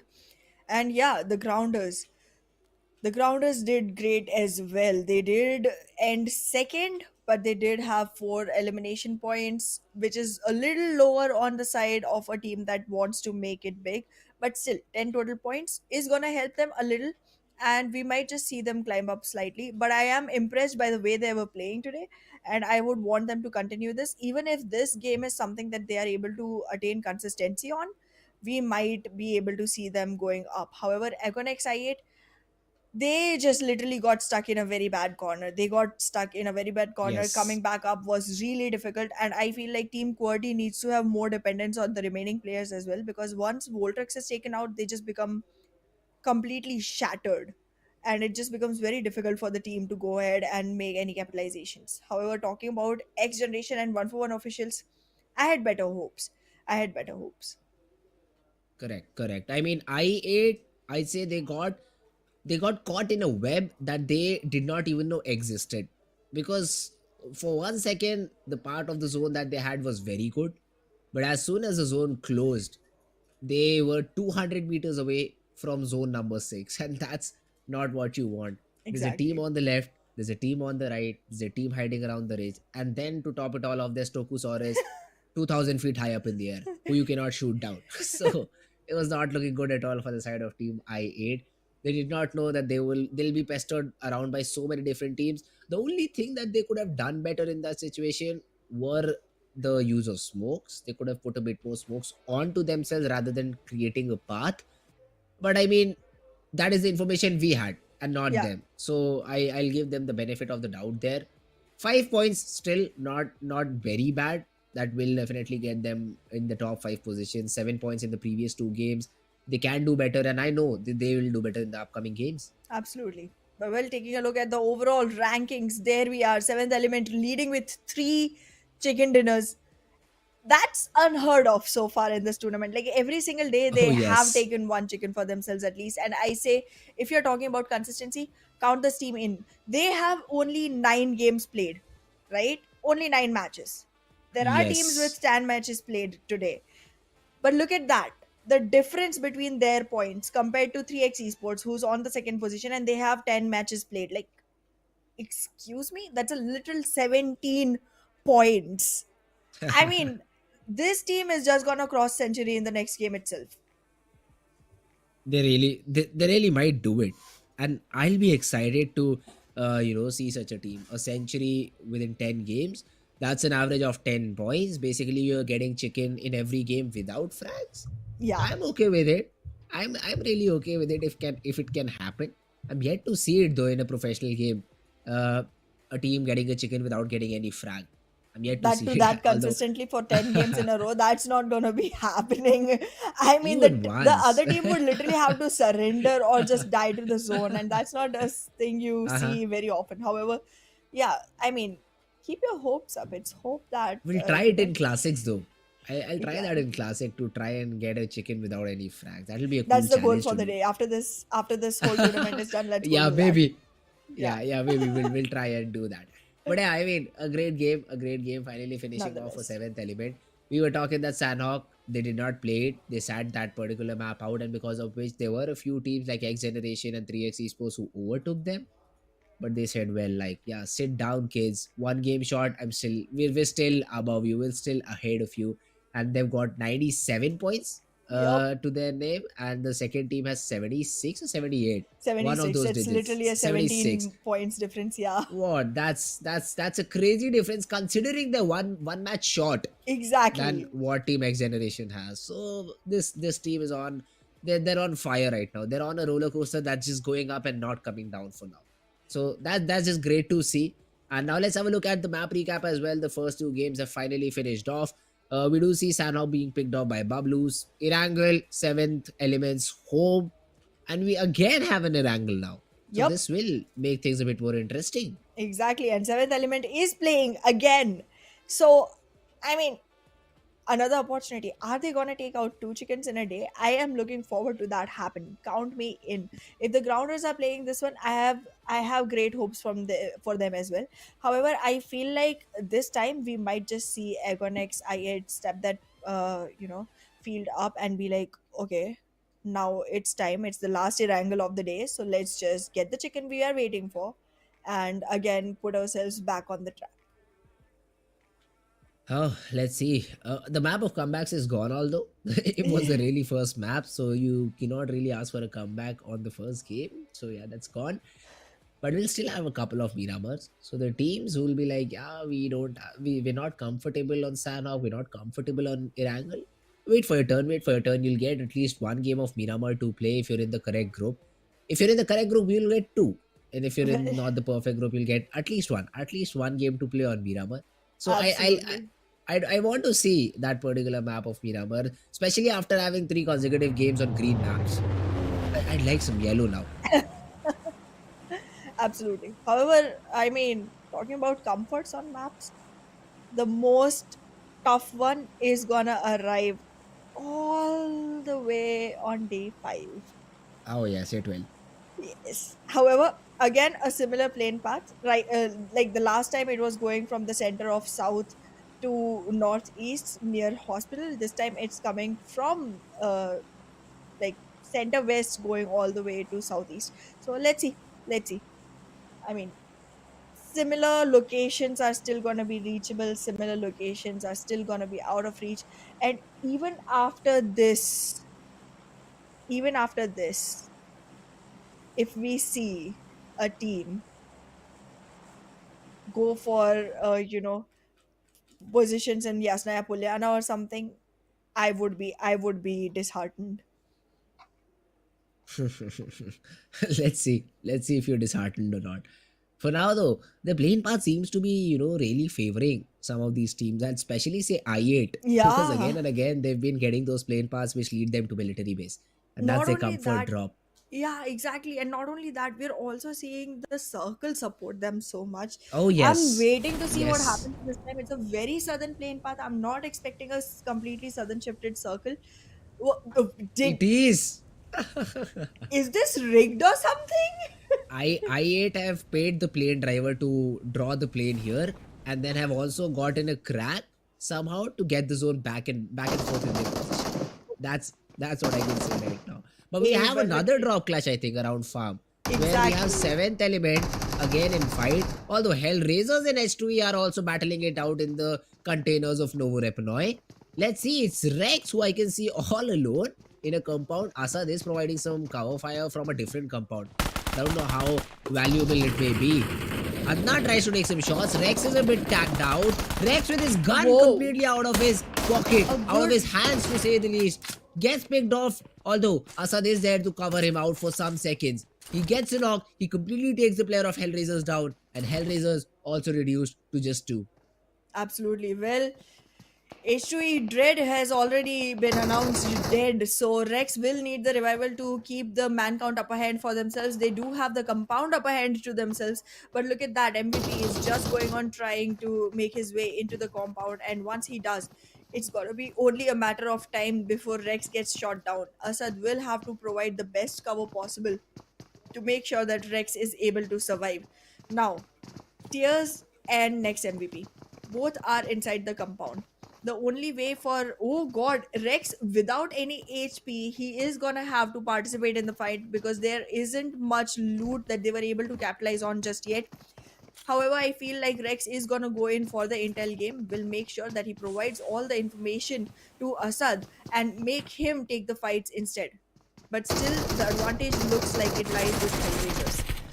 H2 had a great match yesterday, today itself on the last time when we saw Erangel. Let's see if they're able to capitalize again. They have already lost two players. Tears does not have much HP left on him either. So Hellraisers are already in a lot of trouble. But well, H2E is still not trailing way far behind. A nade will be deployed. Not gonna. Oh, great. It didn't point exactly in the direction, but it did cause enough disruption to get the whole team down. H2E still manages to survive, but I don't think this is gonna be as good a game as the last one. They have only two players remaining, and Yes. the one thing that was helping them the most was the number of players that they were having the last time. I I still want some, improvement for Pakistan as a region. Again, these fights they need to be won cleanly without even one casualty. And Yep. it is possible. I mean, even in drop fights, sometimes you say that you try to go for the same weapon and your player gets knocked out. But even then, you have a teammate who can trade you out, or at least make sure that even if you're knocked out, you can fall back to safety for that revival. That hasn't been the case till now. I've seen a lot of players just getting knocked and getting finished off. Sometimes you can say that yes, the player's solo objective was to just knock you down and take you out completely, but that is not the case most of the time. The team fights they do happen. There is a odd gap between the fights when both of the teams are reloading or both of the teams are resetting, and at that point, those knocked players are the ones to be targeted first.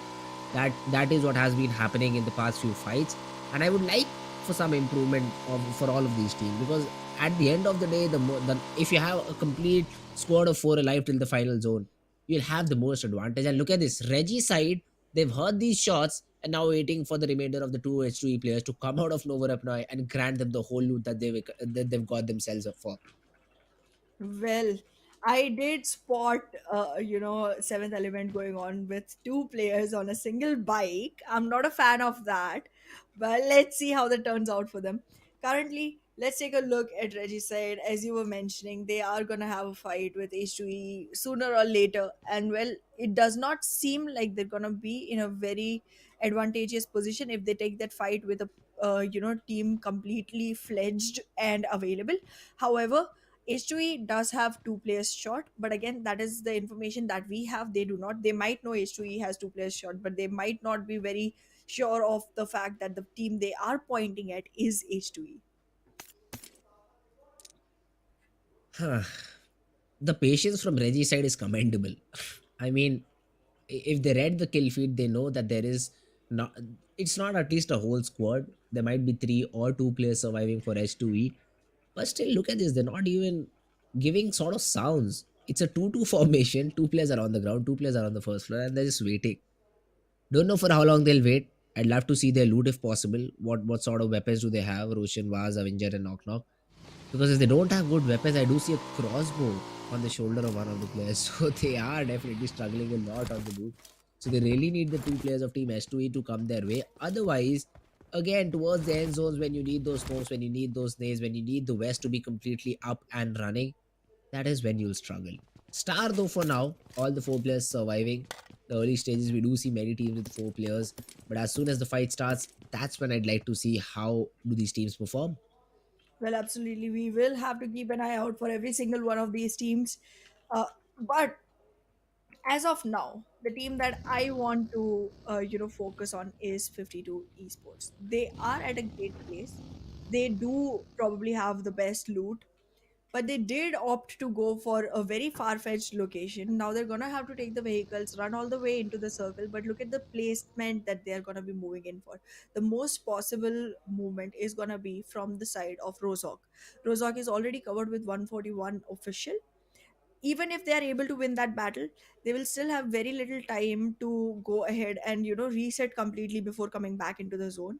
However, for their invitation, for their inauguration, there will be Northeast Sports waiting right inside, and there is a great third party possible from the side of players of 3x as well as 2f, unless and until they decide to move in all the way towards the center of the map. So a difficult position for 50 sports, already running on a lower HP. I am not sure if I'm liking the position they're in. Oh, let's see if they do get affected because of it. I8, they have also started their rotation. This first zone is going to be very very important. It'll give you a rough idea where the final zone is going to form. Is it going to be on the main island or is it going to be on the military base side? So this is a very important shift, and it's still 50-50. It's still 50-50. A complete southern shift would lead to a military base zone, but mostly it looks like it is going to be on main island. But you cannot take decision only on this information. Now I do feel bad for the players of Team I8. I do feel bad for the players of Reggie side who are still waiting for the players of H2E. Even BABLU, they were, look at this. One of the players is near shore. He's just, I think, hunting for a boat to help some rotations out. But now the decisions are very very difficult to make. You need to be very careful. You need to be very experienced. I'll have to say very experienced IGL right now to take decisions. For now though, some fights are breaking out. North Esports, they catch the player of Team 52 Esports off guard while trying to rotate. They get that frag and now are scrambling for safety. Well, will they scramble through or will they become scrambled eggs? That's what we have to see. Because they are on their way of getting cooked. However, they have Correct. decided to go all the way from school. It's a longer route, but they are going to be able to maintain a little bit of survival chances with that. Let's see how long that remains, because again, I'm not seeing the best, ability of healing back up either for 52 esports. They do have a lot of coke bottles, but they do not have enough uh, healings in the forms of bandages or first aids, so that might just play in a little bit of disadvantage. All right, all right. Let's see. 52 esports though. Around Potato Hill, scouting, making sure that they don't get caught off guard just like Hassan did, because he's out of the server now, waiting for the next game of Miramar to start to play. But yeah, the remainder of the three players, MVP, Fake Igel, Chelsea, they still have a shot at this. Again, the wait time starts. Here we go. They'll wait for another minute. Hope that the zone does not play a scam on them and go towards the military base island, because that's what they wouldn't want. Drawlin though. Now this is an interesting aspect that the players of Team Magnus are taking. See, they're not confirmed where the zone is going to go, but still they're taking a fight against the players of Team Seventh Element. So if if it all hits the fan, if everything goes wrong for the players of Team Magnus, this is a decision that they'll have to come and review upon. Because if they did not take these shots, seventh element, I don't think so would have an idea about their location and they could have easily rotated off.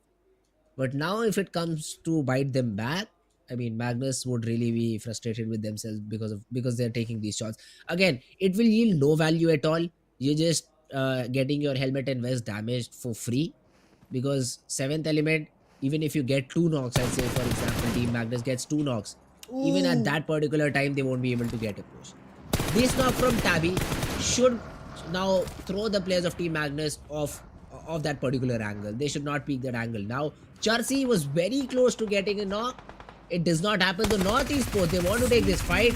Charsi has been forced out in the open, but Iron is not able to connect the shots. And now with the What? shotgun, testing his luck, Charsi all alone gets picked off. And Northeast Esports with their third frag. We are in a very calculated match here, even though it's very random, to be honest. Because, I mean, the moment they're going in, it feels like they aren't prepared at all. This is not a fight they should take, and then they just walk in and capitalize on it. Look at that. MVP also gets taken out from the side of 52 Esports. It's like they are going to be sent home very quickly because one knock already survives, and there's only one player alive from their side. However, one for one, not in a great position either. They are going to take the fight with QWERTY, already picking players, and well, Janaza, you have already announced funeral for a few people here. 42 players on the ground, two still left. But the main question again I'd ask from the players of QWERTY, do you really want to go for this fight? You have to get inside the zone. Two of your players can be revived. So why is Voltrix still not engaged into the battle? Janaza is being bombarded upon by Badr. Let's see if Janaza is able to survive this onslaught of utility somehow. The Molotov is very close. A step back will put him on fire, but he survives for now. 6-9, OG 6-9 and Top G still surviving. Top G is trying to crawl his way up to Badr, and that's a great decision because the smokes have been put for Top G to somehow sneak in. But I'm still confused. Why isn't Voltrux getting involved into this particular battle? Top G does not have a lot of time left, and he gets third partied from TFDs here. This decision making I'm not really sure of. Badr is able to finally find Janaza. Janaza pushed in. Badr gets the frag. You will get one of the players back on feet, where you really had an option to get both, and QWERTY could have been standing with 4 players alive here. Absolutely. QWERTY does, go into a loss walking into the game, and this is not the first time. We are seeing them lose essential players in the starting of the game itself, and that is literally hindering their performance overall. But well, again, let's see how far they are able to go with the 3 players still surviving from their side. 52 Esports, as expected, are gonna get eliminated. And well, nothing looks too good for 3x either. 3x suffering a lot of wrath coming in from the side of TG. However, TUF is gonna go ahead for a third party on the same location, and well, does capitalize a bit, but are they gonna be able to make it so far? Whoa, whoa, Thor whoa. has been put through great cover. Northeast Esports, they're fighting left and right. They just engaged into a fight which yielded them a frag. But now, are they ready for this? Are they ready for this? A lot of smokes being spammed in front of the players of Northeast Esports. Mars dodges the vehicle. Does he get Edgar? And he does. That's a good knock to find, because look at that, tough. They lost 2 players consecutively and they're abandoning the fight. Seems like no, Edgar wants to fight it out. The shotgun reigns supreme on 1, but the trade and Team Tough is just done. Well, is this the same Northeast Sports we were seeing until now? Like, I do know they have a chicken on their names, but this is nothing close to what we've seen them do so far. They have 2 players that were knocked, but they are gonna have ample amount of time in their hands even after getting done and dusted with the fight to revive both of them and have all 4 standing while they arrive for the next one. And this aggression is unexpected from the side of Northeast Coast. Look at them. They all have their vehicles up and running, looking for the next player they can take down. How impressive can you get after having so many matches that just did not go your way?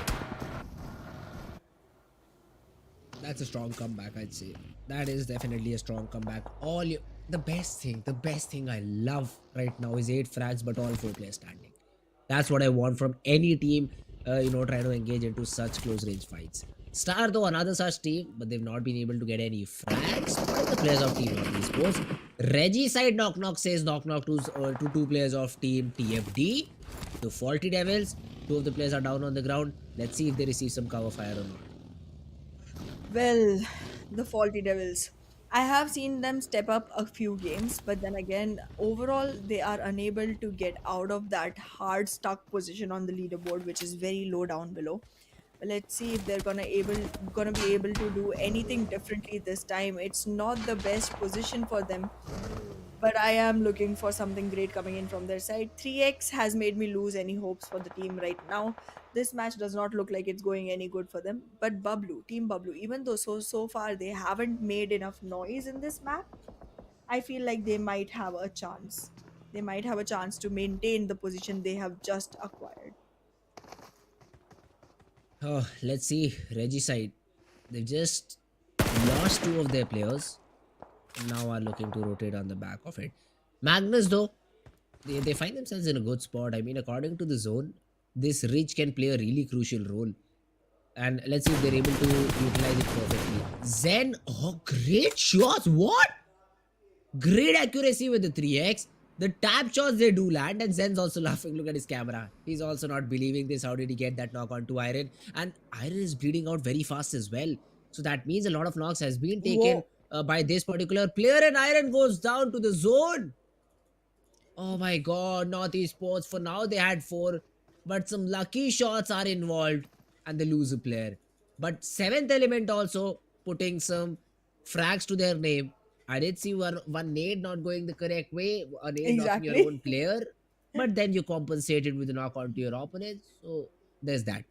Absolutely. And well, they have arrived very on time to be able to even, revive the player that did get knocked. But well, a very crucial discussion going on between the players of H2E. They have secured themselves a very, cute and cozy corner on the map where they are unspotted for a while. They're just gonna sit there, talk about it. It literally felt like a roundtable discussion. It's like they're literally talking about the next government strategies, not even the game strategies anymore. This is way below them. Like the way I saw those two characters just sit in front of each other and like move their guns around. It was, yeah, that's some serious discussion we need to get in on. It sure is. It sure is. But like, look at the players of Team Seventh Element right now. T24 is knocked out. BABLU, they're not in good spot right now because Pan cannot come up. Neither can Reviews. And Reviews, here we oh, he gets Ah, spotted by Zibian and he gets taken care of. You can get that no. revival, but of what use? I mean, you do see Tokusaurus, but you cannot shoot, right? I mean, getting your weapon out will get you off the angle.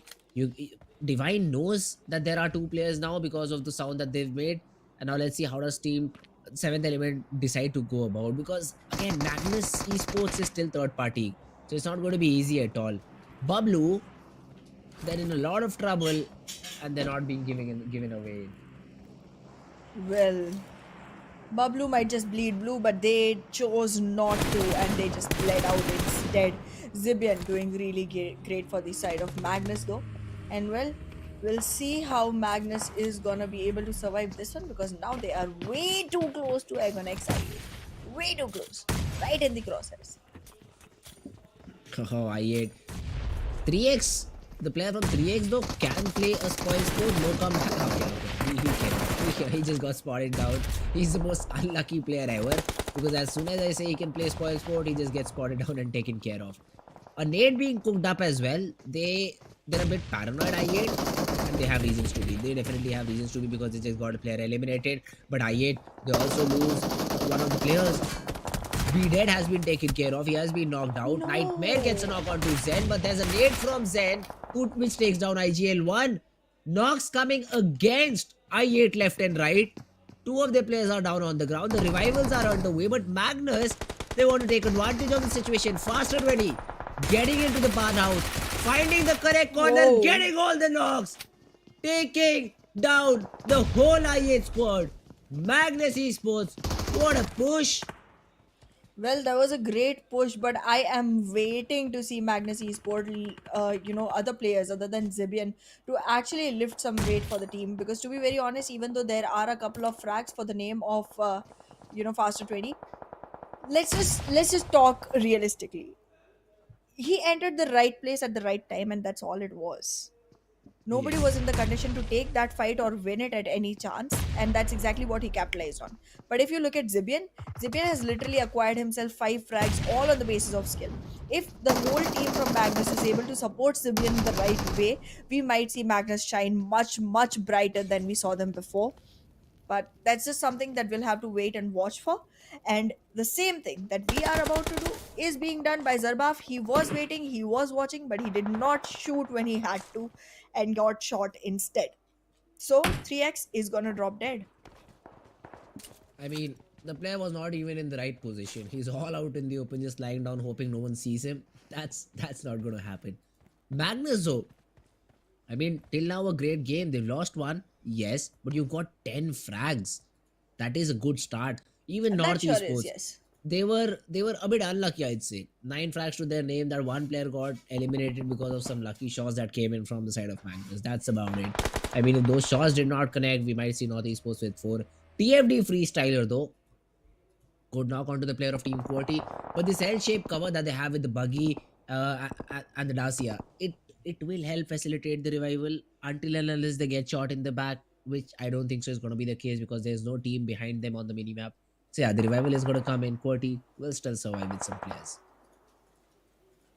Well, survival definitely is gonna be not a big question as of now, because again we are all the way to the point where all the teams are gonna get survival points, placement points. But again, a great gameplay coming in from the side of Seventh Element as expected. All 4 men survive and they have 4 strikes to the name as well. Magnus Esports looks like a very good contender for the top 2 positions in this match, but let's see if that turns out to be the right, right prediction. But as far Star had a great positioning, but now they are just losing players left and right. Committed into a fight that did not result in much, and then a third party advantage going to Magnus itself. North Esports and Magnus both are literally just getting a heavyweight put right onto Star, while Seventh Element is going to go ahead and take care of TFD as well. The number of their frags keeps coming back up and up onto the table, while the Faulty Devils, they have just exposed all of their faults. Oh yes, they have. Yes, they definitely have. And Team Star, they do have a good ridge to play with. This is one of the best ridges to have because you have a compound right on the back, so you're covered from all 3 directions except for one. So that's a very good area you can play around. Magnus, they're just connecting frags left and right. Destroyer also gets taken care of, though he gets some cover because of the natural ridge that is present there. Zipian, great spray, but still the confirmation won't be there. Well, the lack of confirmation will definitely lead to some revival, eventually. But again, Star, Team Star looks strong. All 4 players still on peak, but no frags to their names. They are only and only basing their victory on the use of healings instead of on the use of the bullets that they are provided. However, look at that. The Faulty Devils, they have no way of coming back. No way at all. They're just getting picked off one by one. And now look at this, the grounder's evil boy. He has ran out of ammo, 5 ammo on the M4. Very unlucky. But yeah, he was able to blast one vehicle and get a frag onto a player of Magnus. So that compensates it, I'd say. 1 point for lack of ammo. Yeah, I mean it's a fair trade. But North yeah, Esports were reduced to 2. This is a bit concerning. it's very concerning. However, I am very impressed by the kind of fights they took and the way they turned it into a better result for themselves. However, having only 2 players on your team left towards the last few circles is not going to be a lot of benefit. I do think that they somewhere realized that the best position is not under their control so far. So they went in for the points that they could get. So kudos to them for that. But still, Team QWERTY needs to step up a lot. There's only 2 frags and only 1 player surviving. We do see Magnus Esports with a strong 2 on their team, but then this number is not going to help them take the victory for themselves. Even though we have seen great plays coming in from the side of Zibian from their side a lot of times, I don't know if the last circle is a place where clutching is possible.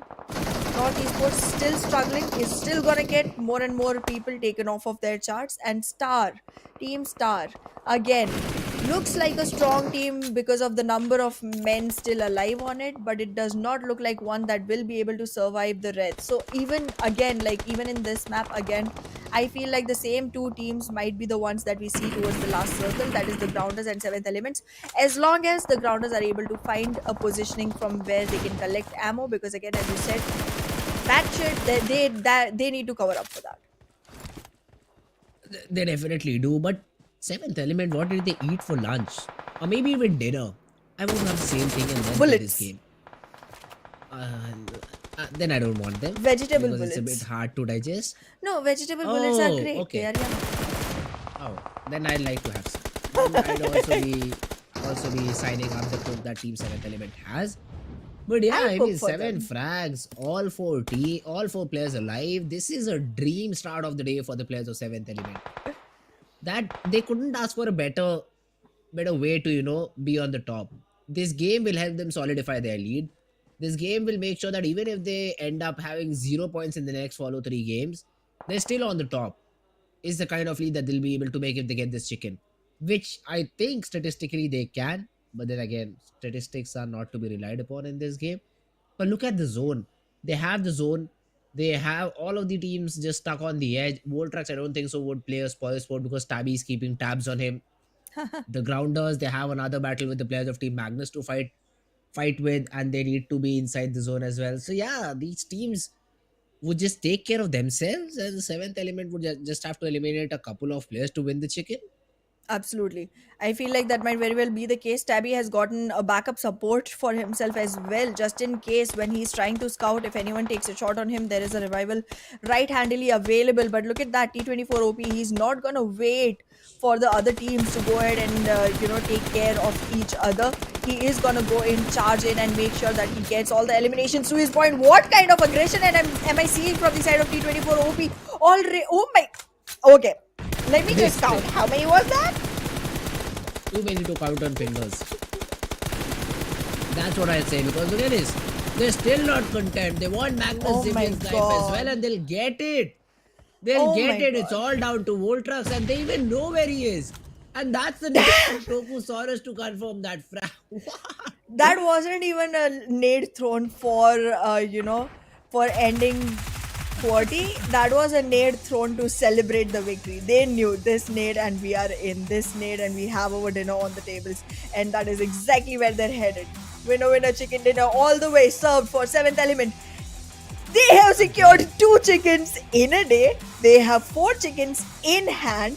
They have crossed the century. We were waiting for them to cross. They were on 97 points uphill before this match.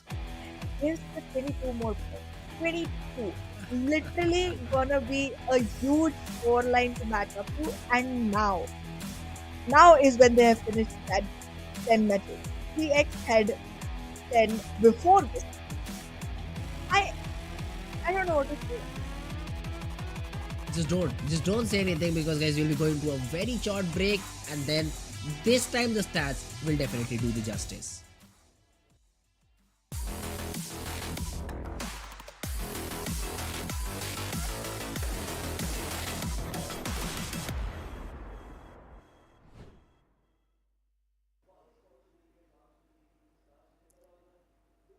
Should I say something? Nah, Because I I feel think like the bullets coming in from the side of 7th element did it all. it surely did. I thought a safer approach would have been better for the other teams to fight it out, and you be the team that just spectates, be just becomes the one who just goes in at the last, gets some frag, gets that chicken. Nah, Seventh Element were That's like, not the yeah, we style. we we did not get such a great position inside the zone to just stay and be the spectators. We will get those frags, and that's what they did. Even though Absolutely. they were able to get the chicken, but somehow Zibian comes out on top from Magnus Esports to be the MVP of the game. Yup, and I have been saying this since day two. If there is enough support for Zibian, Magnus might just become a much more shiny team, a much more polished team overall. I feel like this man really deserves a shot at getting to the top, and his team really needs to start helping him carry the weight. But yes, As you said before the last match, I will be accepting payments directly wired to my bank account because again, all the three teams I took names of since the starting of the game have made it to the top Yes, four. So yeah, I'll send my bank 10%. details eventually. I'll take a 10% cut to give you this idea. I mean, couldn't have been possible without me. But yeah, the game wouldn't have been possible without these five players as well. It wouldn't have been this interesting though, I'd say. Divine is still Absolutely. in the charts. I mean, whenever Seventh Element performs, this guy has to be in here. Alian with 4 eliminations to his name as well. We do have Seventh Element's T24. So it's just we're showing T20. We're showing the players of Seventh Element right now Yeah. with a combination of Nightmare and Zibian in the process. Yeah, guys, bear with us. Zibian though, highest elimination, highest damage. Divine comes in with the most number of assists and Nightmare 368, not the biggest number we've seen. We've seen 700, more than 700 healing Exactly. done. So yeah, Nightmare impress me more. Take more damage and then heal more and then be in this chart. Well, that's the thing about North Esports. They didn't take enough damage. We know how they Oh started, how yes, strong and how yes. impressive it was. But then, yeah, eventually you do have to maintain the momentum. But I do feel like there have been enough points for them to move out of their hard stuck zones. So kudos to them as well. And I feel like it was a clever move coming in from their side because look at that. North Esports literally placed themselves on the third position on the overall chart. It's great. They knew that survival isn't their key. They knew that when they survive, they do go ahead and face the teams that they are not as good against. So they took all the fights they could, made sure they just went in, made sure a couple of placement points were like aligning with them. But then, yeah, 12 eliminations. All three top teams have 12 eliminations. Great. 36 between them. Yeah, That's a great number of that's eliminations more than in a half the lobby of lobby. 64. Yeah. Yes, once again, this is only once this has happened previously, Yep. but we see it again today. QWERTY following on the fourth position with just 8 points. So yeah, I mean Mhm. QWERTY, even though they ended up second, they're fourth. That too by God's grace, because even if grounders were able to get one more frag to their name, they would have been over QWERTY as well. Up. But I think QWERTY would take it. The Yeah. position that they are in, 8 points for them right now would be good enough. Yep. But here's the thing when you have the top three teams take that many eliminations to themselves, it becomes really hard for the other teams to make a standing. Team BABLU, look at that. 0 points to be satisfied with right now. Um, uh, one for one official. Again, way too little points. I don't know how to feel about this. Egon XI8, literally 1 point. I mean, we are seeing the big names drop down so low right now. I mean, kudos to HellRaisers for having beat 3x, Egon X, I8, Team Bablu, and 1 for 1 official, all of them in a single match.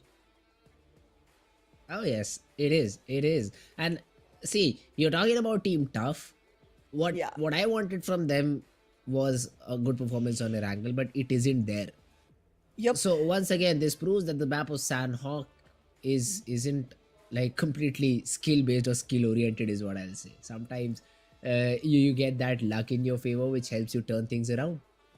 Well, that might be the case, but I also feel like, at least in this map, North Esports just spoiled the game for a lot of Oh, teams. okay, yes, They yes, they did. did. Like, they just entered and they were like, you know what? I see you, you're dead. I see you, you're dead. Everyone they see was dead. And this first initial fight between H2E and HR, I mean, I don't even want to say anything about that one. But yeah, North Eastport was a huge spoil sport. They were. And Magnus here, I mean, faster, as you said, he just got in the right place at the right time and he was awarded with 2 frags. So, yes, Zipian not getting enough support from his team is something that they can work on for sure. They can work on. And let's see if they're able to improve it in the future or not. Yep. 70 Tokusaurus, I mean, he just had that perfect intel. I don't know how. I think he spotted him earlier in that particular shack, and that's how he got that information. But then he tossed a great nade, gets that frag, finishes off the game for Team 7 Element. Now, let's Yep. have a look at the overall standings. Let's have a look at how the lead has extended for the players of Team 7th Element. Whoa, whoa, whoa, whoa, whoa. I don't know what to 115, say. I can just, I mean, that's very far. That's 38 very points. far. 37 points is the difference between Yep. 7th Element and 3x Esports. Oh, goodness. Seventh element has set them up for success. Wait a minute. We also need to consider the fact, Ahana, that 3x has 11 matches and seventh element still has Exactly. 10. What is going on? I mean, seventh element is on the seventh heaven right now, is what I feel. Absolutely. However, here's one thing. Now, even though seventh element and 3x have a lot of gap between their points, the Okay. next four teams after 3x don't have that much gap. And they all have only 10 matches played as well. So by the end of the day, we will see 3x drop really down unless and until they again have that magical spirit where they're like, you know what, the last map, I am gonna rule again. Hmm. Because like the next match, 3x is gonna sit that one out. So let's see how that Yes, happens. Because again, they have 11 matches. All the teams around them have only 10. So somewhere we do know that 3x has great standing right now, but it's not on the basis of the overall average. It's on the basis of the numbers of games played. If you were to average everything out, they wouldn't be standing in the top 5. So that drop could hurt. That drop could hurt really really bad. it could. It could. And now the drops on the map of Miramar also sometimes hurt when you don't get to your perfect position because that's the upcoming map. And to be honest, what we've seen on Miramar until now is just the southern plain path, nothing else. Yup. Only one such map I do remember which facilitated the drop towards the Campo Militar region, towards the northern part of the map. But That was that a too very was completely, centralized yes, plane path, yeah. only once though. Only Only once is once, what yes. only once is what we've seen. So I do kind of feel bad for the teams who usually dropped on the northern part of the match. Even I'd say Hacienda del Petron, San Martin, because you don't feel comfortable trying to glide such a long distance and being shot in the air. So I'd like to see a bit fairer Miramar map, to say the least. And I do hope we do see a good game on the on the map of Miramar as well, Yep. and maybe But a hat trick as well from seventh element. exactly, that's exactly what I was gonna get it. But yeah, I don't think. Okay, yeah, actually, yes. Seventh Element is gonna play this one, so yeah, that might very well happen. We would have like three in a row. That no, no, and I don't want to see that. That will Seventh element would be yeah, they that will make them literally untouchable. exactly on top, untouchable. That's the dream of every team right now. Just get so good at the game, no one is able to even catch up to you. Absolutely, but yeah, I mean, even though it will be great news for Seventh Element, it will literally break the hearts of every other team trailing behind. Uh-huh. However, I feel like 3x really needs to step up because they do have a lot to work on. They will have one Yes. more map today, which is going to be again Miramar after this one. This is one that they will be, sitting out. But yeah, Yes. if they are not able to make the best out of the last map, like they usually do, at the end of the Uh-huh. day, we might not see them where they are. I have faith. I have faith in 3x Esports. I think they'll be able to, make a comeback and do what we know them for, just perform on the last map. But what's up with it? I don't understand the logic behind it.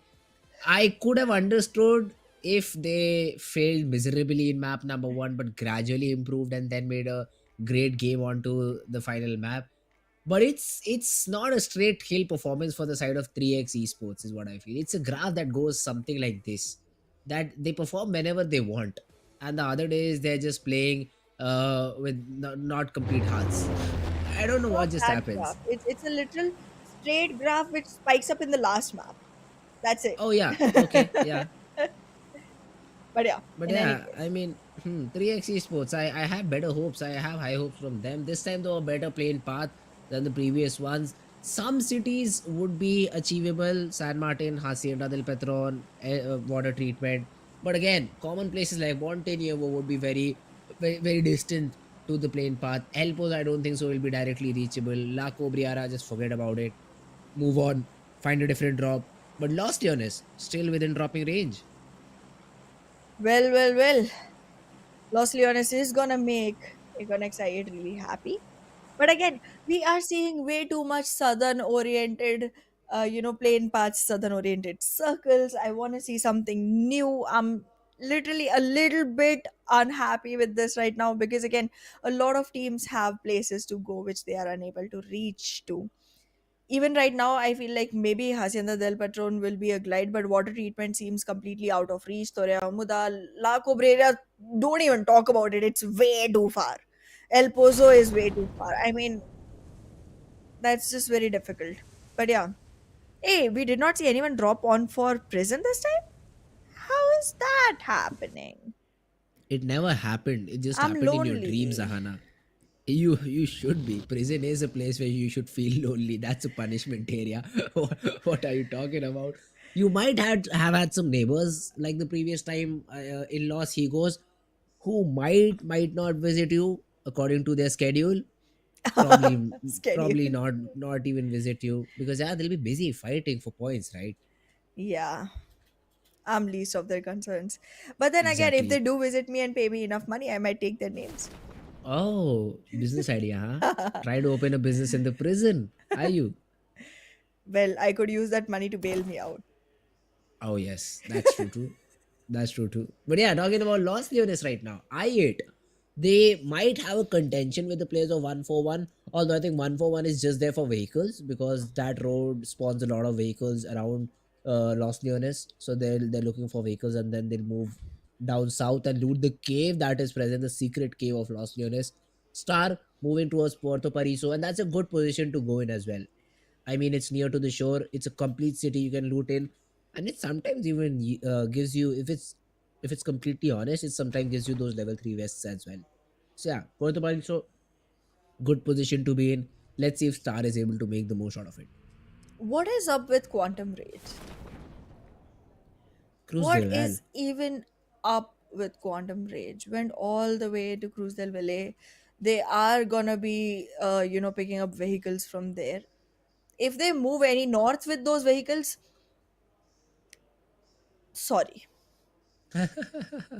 Sorry for you already. El Pozo, great area. I love the placement that the grounders have acquired for themselves. Again, one of the teams that does play a little bit slower while on the first few circles and then starts showing their true colors towards the end of it.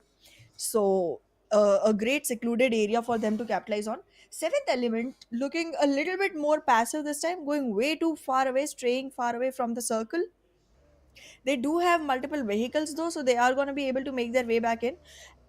And again, on a map like Miramar, you do have the option of, cruising around in your vehicles because it's not as densely populated as a map like Sanhok, where the moment you get in the vehicle, four different teams will know that you're here and start spotting you and like shooting you.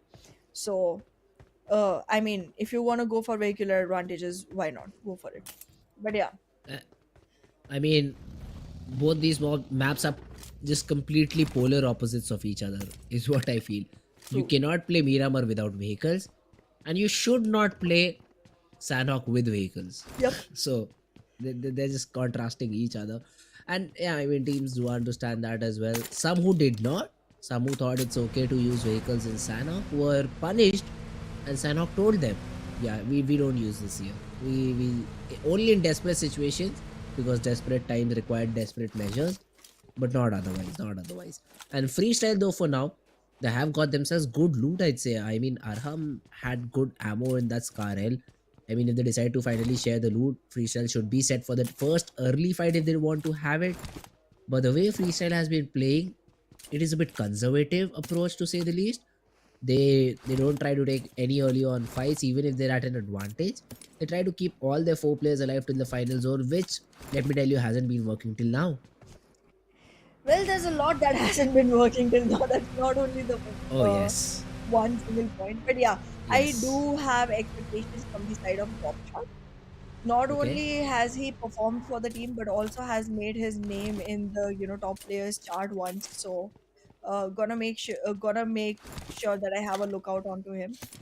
Quantum Rage. I mean, I am to the point of tolerance, actually beyond tolerance for Quantum Rage right now. That like I it may be unfair of me to say this, but it feels like Quantum Rage just has a very indecisive match. They do Okay. not walk in with the attributes of winners. They trail too long, they stay alive too long, and in the end, when the fights happen, they mostly capitalize uh, on a lesser skilled side. It's mostly other players running out of ammo or like uh, losing their control of the circle and stuff like that. So I just feel like that's something I'm not really looking forward to. But the grounders look very promising. However, the map being Miramar, I have no questions that X Generation and Seventh Element will climb their way back up. Team Bablu is another one that gives me a very promising stand on Miramar. So let's see. Bablu, they performed earlier as well. Yeah. So they've got a chicken on Miramar. So yeah, I mean, Bablu seems like a good option to go with. But for now though, TFD, what are they doing? They don't have proper loot to engage into a fight right now. I don't see even a backpack for Seth right now. This will limit the capacity of things that he can carry. He's trying to cook up a nade and throw it onto Chelsea, and does that nade connect? I mean, it is close, but it does not get the knock. And good decision from TFD. Fall back, guys. At least have your basic loot with you before you try and indulge into a fight and get your driver license checked out yourself. That's not how you drive a buggy.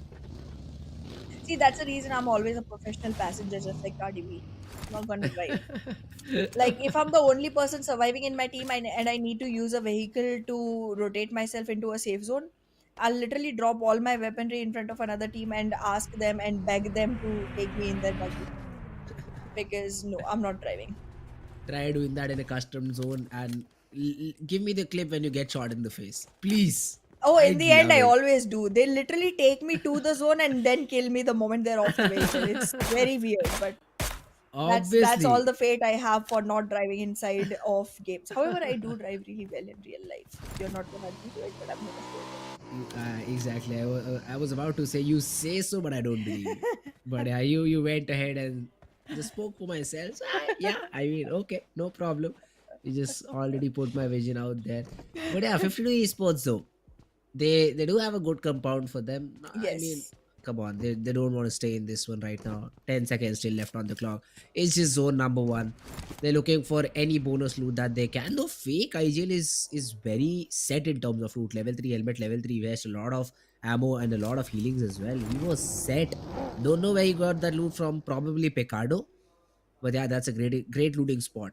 The zone is finally shrunk in and it's centering around the crater of La Bendita, and it would be interesting to see how does it play out, because there are two major craters on this particular map, one around this La Bendita region and the other one around Crater Field, and fights which happen around these areas are very weird. Magnus could be fighting with I8 but then get eliminated from HellRaisers, who are literally on the other side of the map because of the elevation that this crater has. So Wow. if the zone finishes out in this area, my god, I don't know which team is going to come out on top.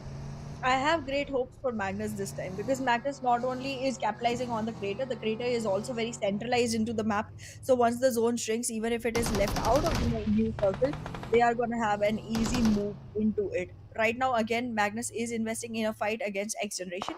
Not the best one to take, specifically considering the fact that X Generation has all men standing and so does Magnus, but Magnus generally loses a fight against a team that's strong, and X Generation has proved their caliber time and again. Samir boy is gonna get taken out, and yes, Oh my real god. Drollin, great nade. If the whole team is able to contribute just as much, I will be more and more affirmed that Magnus has a shot on this one. Whoa, whoa, whoa, whoa, whoa. Magnus, they do. Does it? Oh, Yes. final bullet. Final bullet. And even for Hunter, yes, it does connect. Hey, the X vehicle is empty now. Generation. Rookie mistakes. Rookie mistakes, and even Psycho is trying to attempt the same. His vehicle will get blasted. He survives. Not for long though, but 1 for 1 with a third party. Faster 20 down on the ground. The revival won't be a problem. Or is it? Because now I No. do see another team in that particular area. Let's see. I mean, Magnus Esports shouldn't be a problem. Yeah, the revive is going to come in. They have Psycho's position completely known, so they can go in anytime and get that frag. I'll suggest them to do it very as soon as possible. But wait a minute, Reggie's side. Yeah, they'll get the two frags. I thought it was the last man standing for Reggie side. It wasn't. The whole team was there who just barged upon a single vehicle which just contained two players of Team Tough. And yeah, we all knew the fate in a 4v2 situation when it's an unnecessary fight for team tough, but they were barged upon. They had to defend and they were not able to, and they lose two of their players. Well, right now, the one fight that is most interesting to me is Magnus versus Pubgm. One officials are looking pretty strong, but so do Magnus. However, a third party benefit might just fall into the lap of negative.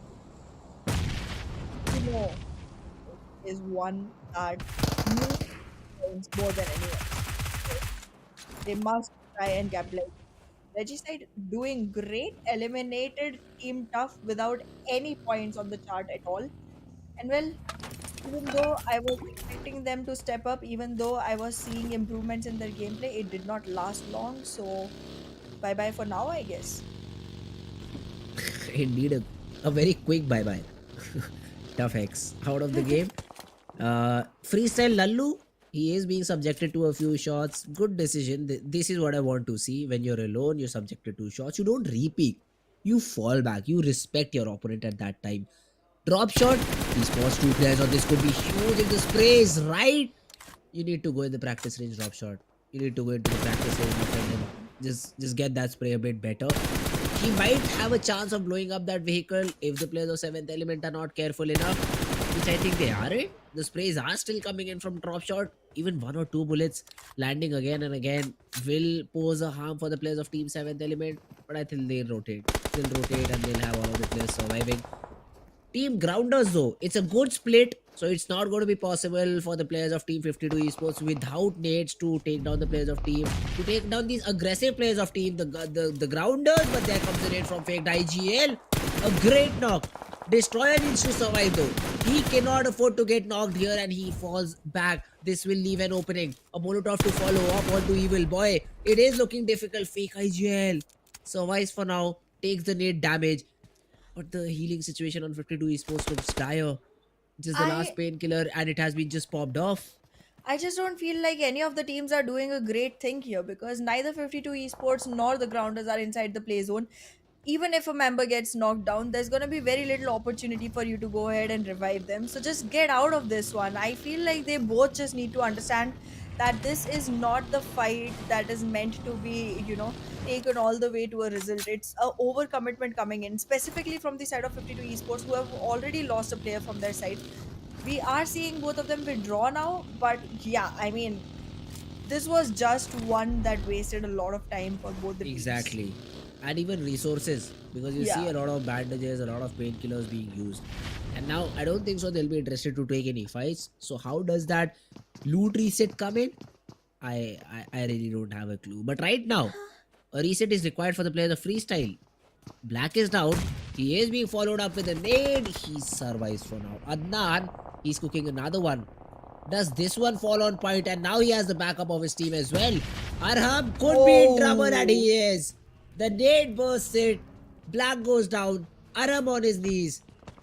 HR, great entry into the compound. very well done from the players of HellRaisers. Some players of a team that we do not really expect much from, they go ahead and give a performance like that. Really appreciable. But then you take a look at freestyle drop shot. Now, does not do much for the team, makes a little bit of damage and finds a way to leave the compound. So does Lallu. It's a fallback fight that they initiated just to push Hellraisers back into the compound so that they can create an opening for their own escape. But I mean, yeah, they're running on a very bad position. Two-man loss with no frags to their name. It's not the best best stats for a game like this. But yeah, seventh element, X generation, two great names left with one survivor each and no frags to the name. What just happened? These teams were supposed to be, you know, fluttering their flags really high. Unfortunate start, maybe. But Yeah, I'll give seems it so. to seventh element. Hey, you got two chicken, right? You have Yeah. you have the opportunity to rest one But out. we So it's weren't we okay. looking for like a See, it was a hypothetical situation, I'd say, because It's See, really come on. difficult to go for Ha, three. Yeah. exactly. 10% chances of them getting the second chance. And they tried. It's not like they did not try. But fights are happening here. 52 Esports. They've gotten a player of Buggy and they're trying to very desperately finish him off. But Regicide's knock comes in. Saves the day for now. The revival might come in. TFD Freestyler though. He's trying to just somehow get some damage dealt out to the players of Regicide. But won't be able to do so. Although the zone is a concerning thing. Are the players of Regicide inside the zone? I think so. Kilua onto HellRaisers here. A good knock coming in.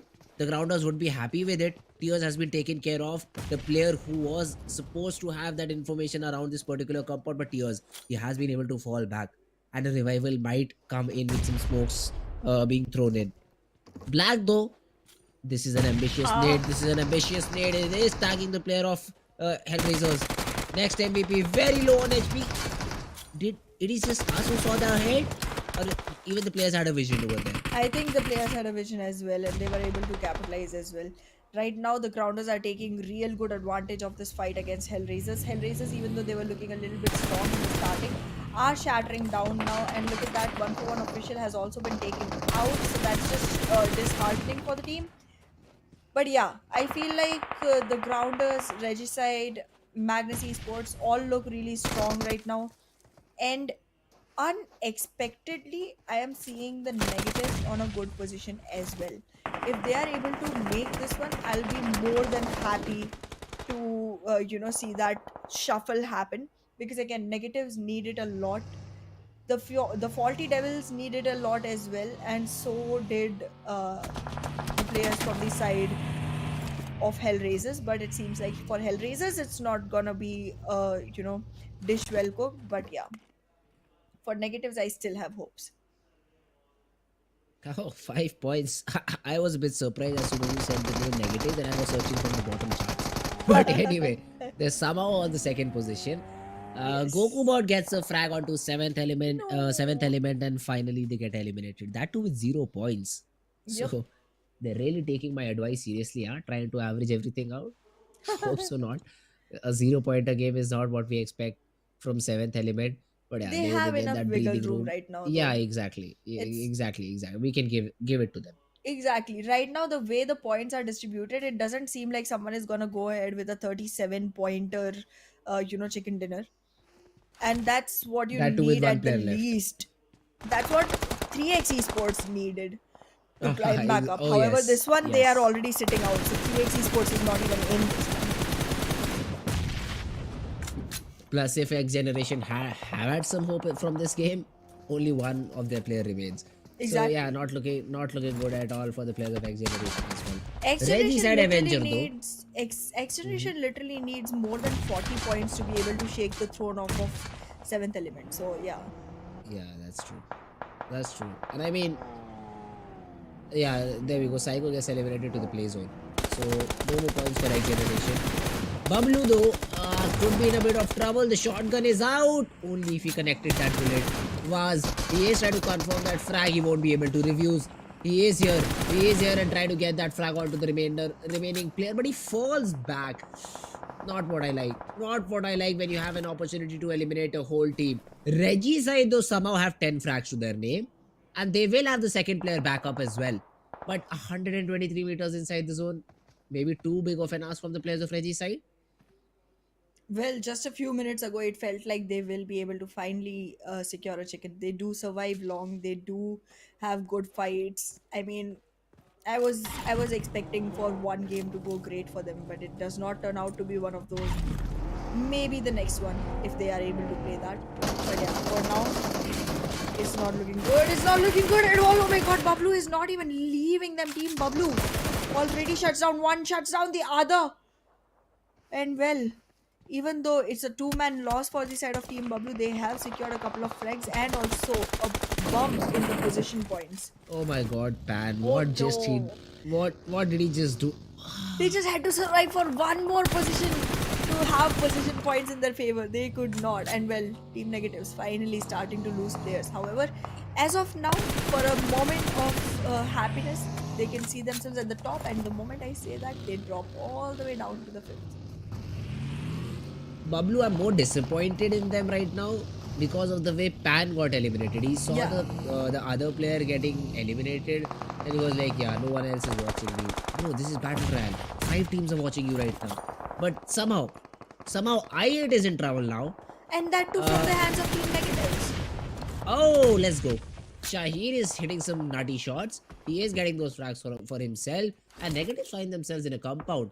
Let's see, the stage 5 is with them. Sorta not, because they're literally on the edge. I'll have to see their perspective to see if they're in the zone or not. Okay, they're not. So 20 meters to get in. A single part of this compound is inside the zone, but I'm sure they wouldn't want to be in this particular area. They would like to have a comfortable spot inside the zone. So let's see how do they go about that. Though they still need to take care of one of these players of team I8, and that they do. That they do. Pinkman though gets taken down, and so does Shahir. Third party shots coming in. Zibian was the one who gets the knockout to Shahir. But I think Guru Boy is the one responsible to get those revivals. But there's a slam coming in, I think, from the players of Magnus. Here they are. Zibian committed to the fight. Shahir and Pikman, they're crawling. This is, I don't know why, but these basic mistakes are being done by teams again and again. Here, Guru Boy should be the one approaching because of the smokes. The nade cannot come in as the smokes are blocking the vision. So Guru Boy could have easily revived one, and he could have revived Shahir, and all three would have been back on their feet till now. But now it's all down to Guru Boy, and these mollies The will volley, definitely make yeah. things a bit difficult. Zibian, he knows that he was able to get at least two in this compound, so it should have been an easy fight. But for now, he halts his push and decides to reset in terms of loot. Well, if only he was able to find another helmet, he would have been in a much better position. However, currently, if you take a look, we did see a good run coming in from the side of Regiset, but they did get eliminated. Team BABLU, again, looking like a strong contender, fell short very quickly.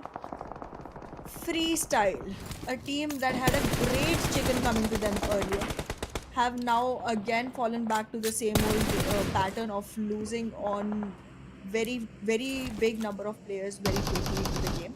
The ground is not looking very healthy either, and well, negatives for once are still sustaining with a good number of players and a good number of frags to them. I mean, 7 frags and 1 player lost, well done. However, for this map, I am feeling like Magnus has it. Magnus has it. Let's see if that's true or not. Because yes, they do have 4 players, but even Quantum Rage is there up top with 4 players surviving. And even negatives with 3. 7 frags to their name, 3 players still surviving. I'll give it to negatives. I'll definitely give this game to team negatives and hope for the best. TFD though, they have got themselves inside the zone. The grounders have lost that player. So it's essentially all down to Evil Boy, who has a part of the compound inside the zone for now, but for how long can he stick inside it? This is stage number 6 closing. Stage number 7 might come in anytime soon. So yeah, the grounders, Evil Boy, also just hoping that some teams get eliminated before him and he climbs a bit in terms of position points. Negatives, they were invaded by the players, not completely invaded, but a knock has been thrown in from the players of Team Magnus. They're just on the door, waiting for the zone, and if it does not support them, negatives will be in a lot of trouble because Magnus would then be gatekeeping this team. Well, Magnus might very well do that, but we are gonna have to see if negatives are gonna give them much chance, because again, negatives not only have the compound advantage, they also have the altitude advantage running in their favor. They will be able to take some great shots onto Magnus, but look at that, Faster 20 has already started making a damage significant enough to shut negatives. They are going to be taking 1 player down, and now the nade rain has already started. These grenades are not only a painstaking thing to face, they are also something that pushes you way far behind, specifically in moments of revival. If you are reviving someone and a molly or a nade just places itself very close to you, you are done, you're done, and the person you are trying to revive is done as well. So that's just something you have to be very careful of. However, Magnus did withdraw from the fight way too quickly, giving negatives enough chance to stand back up on their feet and go in for a better positioning. However, the gear for the side of team negatives is not looking really good. Their vests, their helmets have taken enough damage to make them a weaker contender when it comes towards the final fights. However, I'm still really happy for the fact that they have already made themselves present in the top 6 teams, and I feel like they are going to make their way to top 5 as well. And there it is, Team Grounders is going to get shut down. The Faulty Devils also is going to be in a lot of trouble, and again the troublemakers are the negatives. Impressive. Ah, but No. they'll get eliminated. They'll get eliminated. They're getting pinched from two different angles. Pinkman is left all alone, and here we go. They shouldn't have disturbed the players of Team TFD there. Yes, they got a couple of knocks. Maybe even they secure a frag, and they just played spoil sport. So Quantum Rage comes in, scoops all the kills up, and eliminate the fault level. But if Team Negatives does not shoot there, they take a fight against Team Magnus and let Team Faulty Devils do their thing with Quantum Rage. It could have been a different story altogether. But now down to the last three teams, Quantum Rage, they do have an upper hand. Magnus, now they're being bombarded. A taste of their own medicine. The similar thing that they did to the players of Team Negatives is now happening to them, although they survived the onslaught for now. Quantum Rage, they do want to barge in, they do want to take this fight, and let's see if they're able to win it out or not. Well, they are gonna be very well rushed in on from the side of Quantum Rage. Oh, Magnus is gonna be in a lot of trouble. Zillion gets knocked down. Again, a very motivating factor for the side of Magnus Esports has already been taken off. Faster 20 is gonna be on his feet as well. So this one does not look like a very beneficial one. Gordon is trying to withdraw himself, but it's not gonna look very happy moment for him. The moment he gets out of the car, he also gets out of the game. Magnus Esports, even after a great game coming in from their side, had to get eliminated at the third position. Now it's Freestyle versus Quantum Rage. Quantum Rage does have a winning edge on this one. However, Uh-huh. if the circle starts shrinking in, once the Quantum Rage has to, give up on the ridge, they will be in a little bit of trouble because Freestyle not only has the compound control, they have enough cover to rotate around in, while Quantum Rage will be running around in the open trying to make their way back in the circle once the shrink starts. And exactly that's the point when freestyle should peak and at least get one knock. If they are able to get one, it could open themselves the game to even win it out. But freestyle there, they're not even revealing their position. They're inviting the players of team Quantum Rage, and if Quantum Rage plays as a team, as a four-man squad, it shouldn't be difficult for them to eliminate the whole squad in front of them. So yeah, That's Spark, true. he is still not coming inside the zone. I don't know why. He is tagged up quite a bit. I think he's being pinned down by the players of Team Freestyle. But yeah, you have three different players on the ground. You should now make your way in. Drop shot knows that there is a molly, so Goku bot is very, very nearby to you. You need to be careful about the situation. Goku cooking a nade. Let's see if it lands perfectly or not. It is a good nade, but on the wrong floor. He did not throw the nade on the perfect floor. Goku bot takes a bit of damage, but dishes out some as well. So now his teammate can go and capitalize on that. A Molotov to flush a player if he's present in that particular corner. He isn't, but they should, by the process of elimination, you should be able to take down drop shot. The nade wouldn't do it. Somehow he's still surviving drop shot. Goku should hear it. The Woo. pre-fire around the corner gets the frag. 14th one in the bag. All down to Lallu. And Lallu, yeah, well, the name suggests it all. He couldn't be, he wasn't able to do anything at all. And that's a winner chicken dinner for Team Quantum Rage. Well, yes, they did get it. They did get it. It's mostly a very slow one that comes in from the side of Quantum Rage, and well, Uh-huh. again, the same one. Appreciate it, happy about it, but I really wanted to see Magnus take this one. They were doing good. They lost their breath at the wrong time with the wrong team. But yeah, Quantum Rage, kudos nonetheless. 25 points on the table will bump them up quite a bit. I think they as well have a third chicken coming to them. Guys, throwing things off to a short break after the break, post match statistics.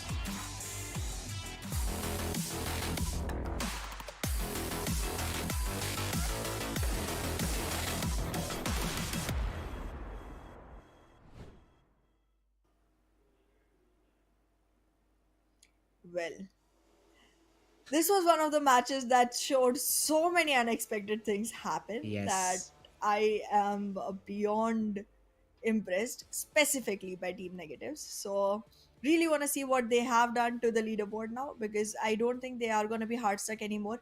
They might be able to yes. jump up at least a couple of positions, and that's exactly what I wanted to see. Team Star tried really well as well, but I am not seeing much coming in for their favor. And HellRaisers also tried, but again, couldn't move much. However, there is someone who did make a lot of noise in the game, and Yes. that was the MVP of the game. Are you excited to see who it is? Quantum Rage, a player from Quantum Rage, because 15 flags is what Team Quantum Rage had. So the MVP should be theirs. That is what makes sense. But it could be from Magnus Esports as well, because Magnus got a lot of frags in there too. Confused, but we'll have that confirmation. We'll have that confirmation very, very soon who the MVP is. But if I had to put my money on it, I'd definitely put it with Magnus though, is what I think. Well, I think the same, but yeah, there were at least 3 to 4 teams that have more than double-digit flags, which is Yes. huge, huge. But yes, it is Quantum Rage Goku with 6 eliminations to himself, 1008 damage. We've seen much more, but yeah, as long as it rows your boat, what's the problem? Okay. All right, Quantum Rage. Good game for them though, Goku. A good performance should definitely boost his confidence up. 6 elimination, more than 1,000 damage. Not a lot of heal done. So he was also not taking a lot of damage onto himself. The fights were just one way into his direction. And was even able to provide 4 assists. So yeah, overall quite a good team player, Goku. Because usually the MVPs we see here do not have a lot of assists. That particular point just barges in with the black chart and forms a weird shape. But nah, this is a proper hexagon that has been formed by Goku. And yeah, a great game as well. A complete all round performance from Team Quantum Rage, and they get that chicken for themselves. They absolutely do. I'm waiting to see one of the graph charts where you see one stat just go all the way out of the chart. Uh huh. I want to see that happen one day. Maybe if we had the chart for the 700 heal, that could have been one of the charts. Uh, Probably. we'll have to see. But yeah, talking about the remainder of the players as well who had an impact in the game, there were quite a few. Has to be Magnus Drolin for Oh, sure. But I do feel bad for Drolin now looking at his statistics. The poor guy just got 2 eliminations with 700 plus damage. yup. Pretty low conversion rate. But yes, a lot of new names coming in. Roshan has been never seen before. Regicide did perform really well. Even they had about 10 frags to their name. So well done there. Pinkman is finally showing up on the charts to us. And well, Quantum Rage, Goku is not going to be the only one. He has support from Spark. So there's that. Some more interesting statistics from the game, though. We already know that Goku has the highest elimination and the damage, but he's also leading the chart in terms of assists.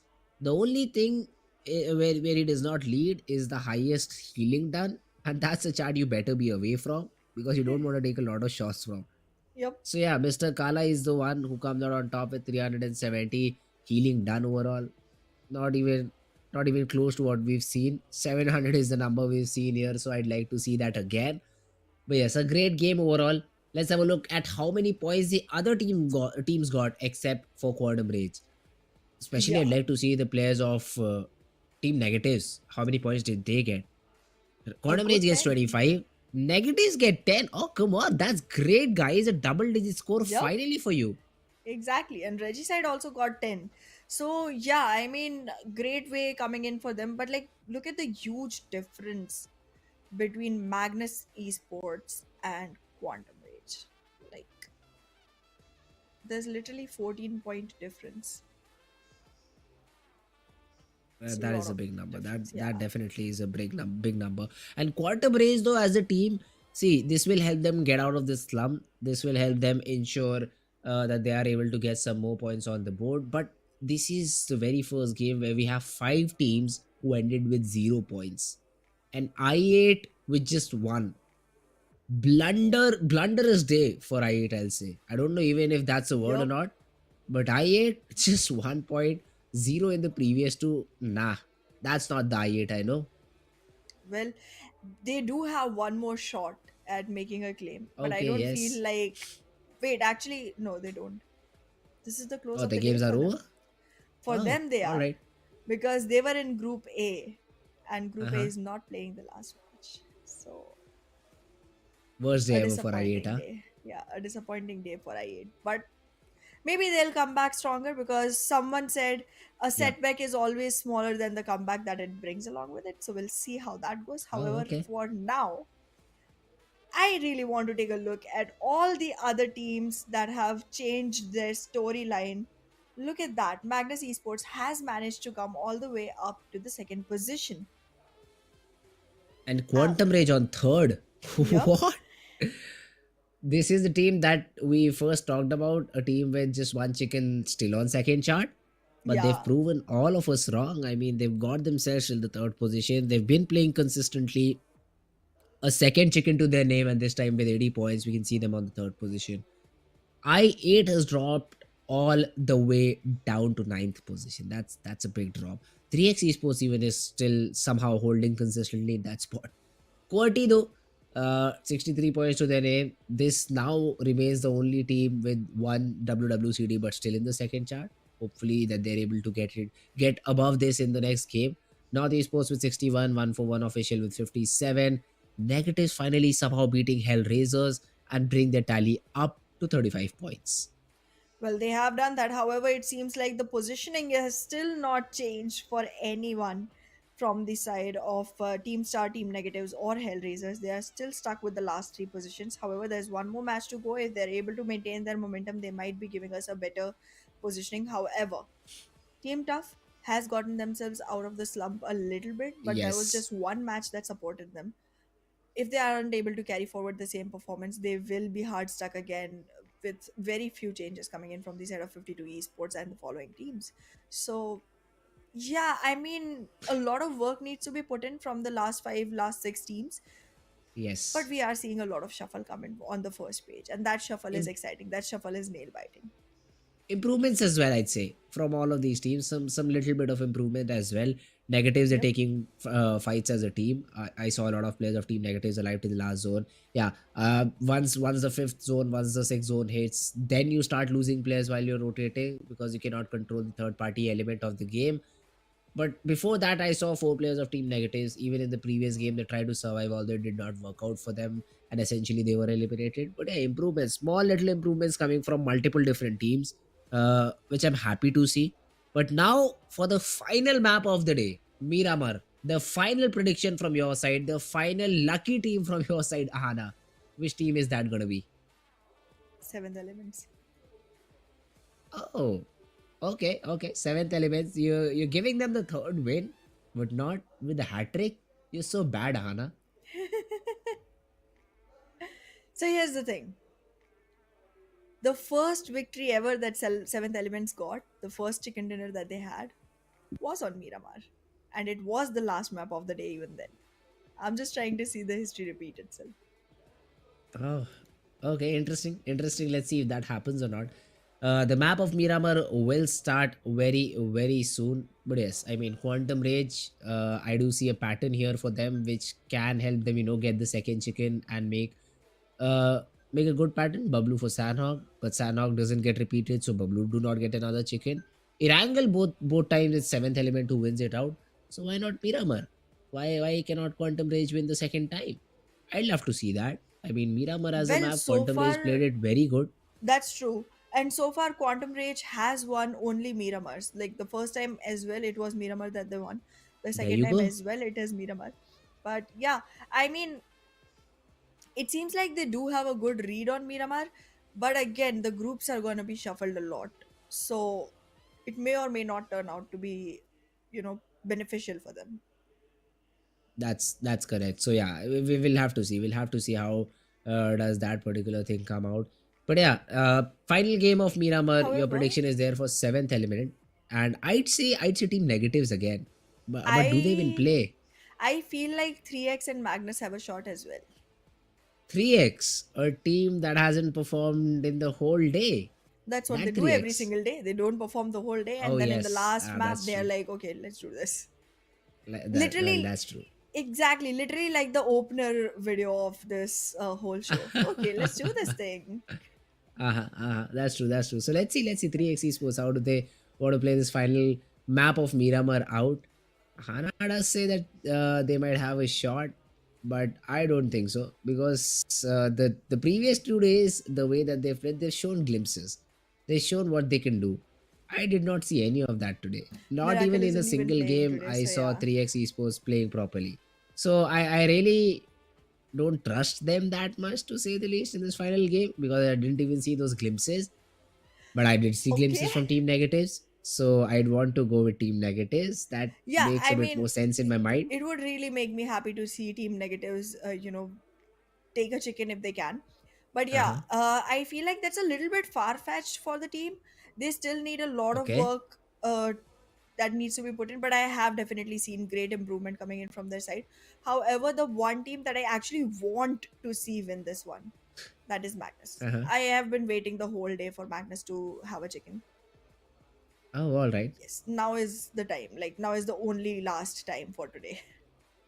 Oh, definitely. I mean, Zibin and Zen, they've been putting in work. Even Faster has been getting some frags left and Yeah, right. So, yeah, Magnus, all right. Let's see if they're able to finally put the chicken on the table or not. Finally, able to feast on it or not. Gonna be an important question. First of all, if they do end up in a drop fight, because again, the groups won't be the same. The groups playing this particular Miramar map are going to be different. So, we might have some drop clashes. Haven't seen much though on this map of Miramar. Some fights here and there, that too while trying to rotate. Not much very early on, because most of the teams, they usually don't share drops. On this map, they all of these teams have different drops for themselves, and they've been going there. They've been feeling very comfortable. Then again, on a map like Miramar, you cannot just you cannot just be content with just a single drop point. true. You need to have at least three, or so that even if the plane path goes completely in one direction, you have a place to drop on. That's what I personally feel. So Absolutely. let's see which team is gonna opt out for a drop clash, or even if they see, then you always have the option to fall back if that happens or not. I don't think so. I haven't seen any team fall back till now. Seems like they take it to the heart when it comes to falling back. But yeah, could be a better decision in difficult situations.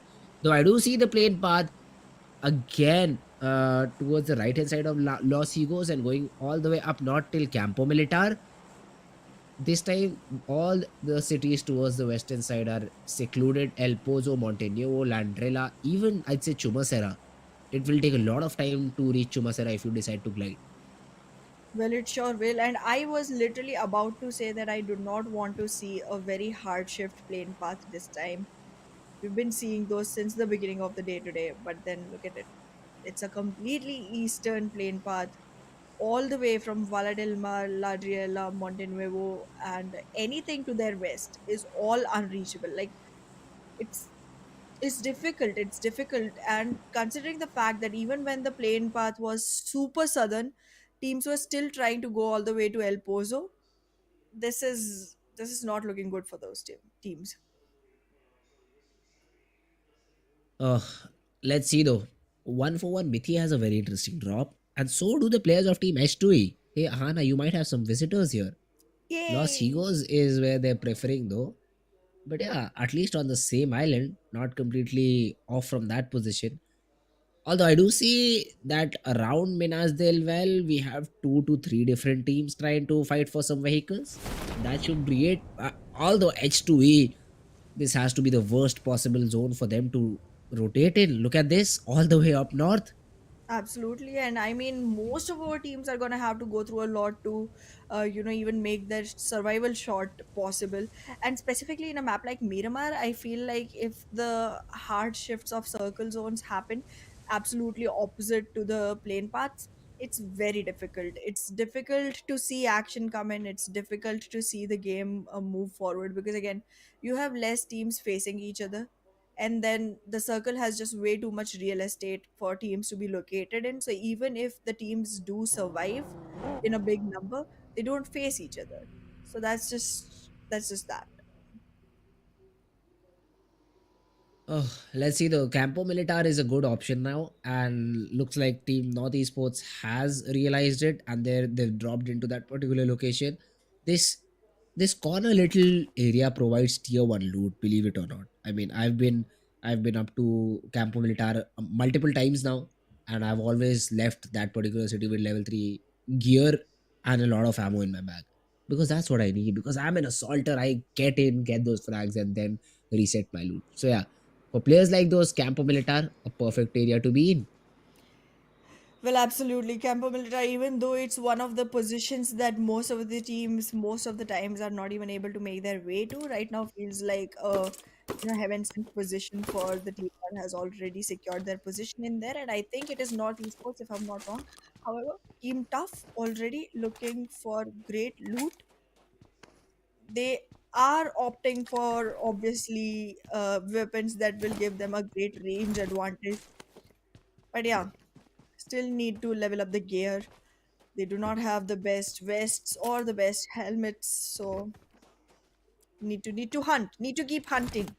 This is the thing about Miramar, right? You get a lot of room to hunt. And I guess Los Leones this time has been taken by Team Negatives. The last time also they tried to do that when they landed alongside Agon XI8. However, they are not playing this game, so Team Negatives might just have all the loot to themselves. Oh yeah, that's true. That's true. Team negatives will have a lot of loot for themselves, and that's adaptation right there. You know, Group A is not playing. You figure out which teams in Group A had hot drops, and then you steal it. Easy peasy.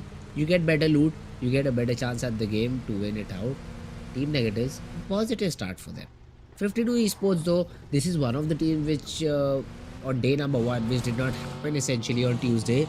We talked about a lot about Yeah, 52 esports, that this team is great, this team can do this team can do that. They've done you nothing till said now. that, not me. Okay, yeah, I said that on some previous knowledge from some other people, but they've done nothing till now, See, because here's of the which I'm super thing. disappointed in. I get it. I get it. Because, like, so here's the thing. When you enter the first few days of the tournament, I generally base all my statistics on the previous tournaments that have happened. And on the last run of fall 2022, 52 esports was literally on, I think, 15th position overall.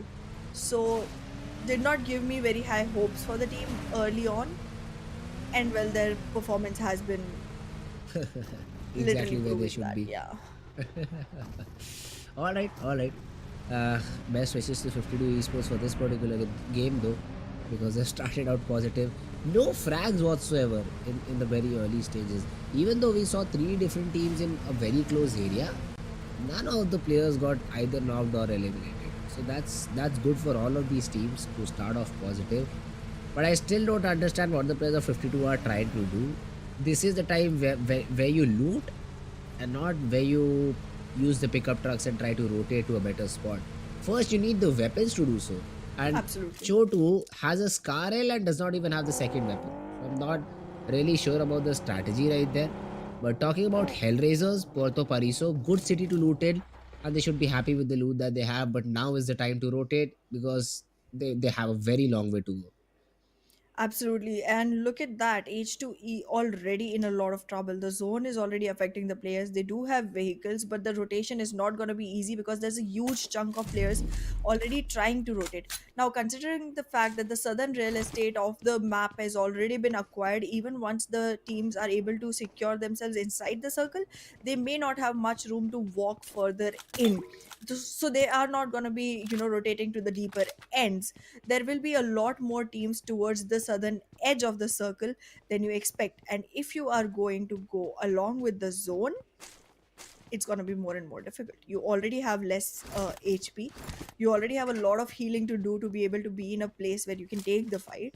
And then there's like 3 to 4 teams waiting for you inside. So that's just a lot of things going downward for the side of H2E. That's why they shouldn't have gone so south once the circle was announced. And well, considering the fact that they're also not traveling together, like look at all the other teams, they are literally traveling together. This team has a lot of distance among the players. That is just not going to work out.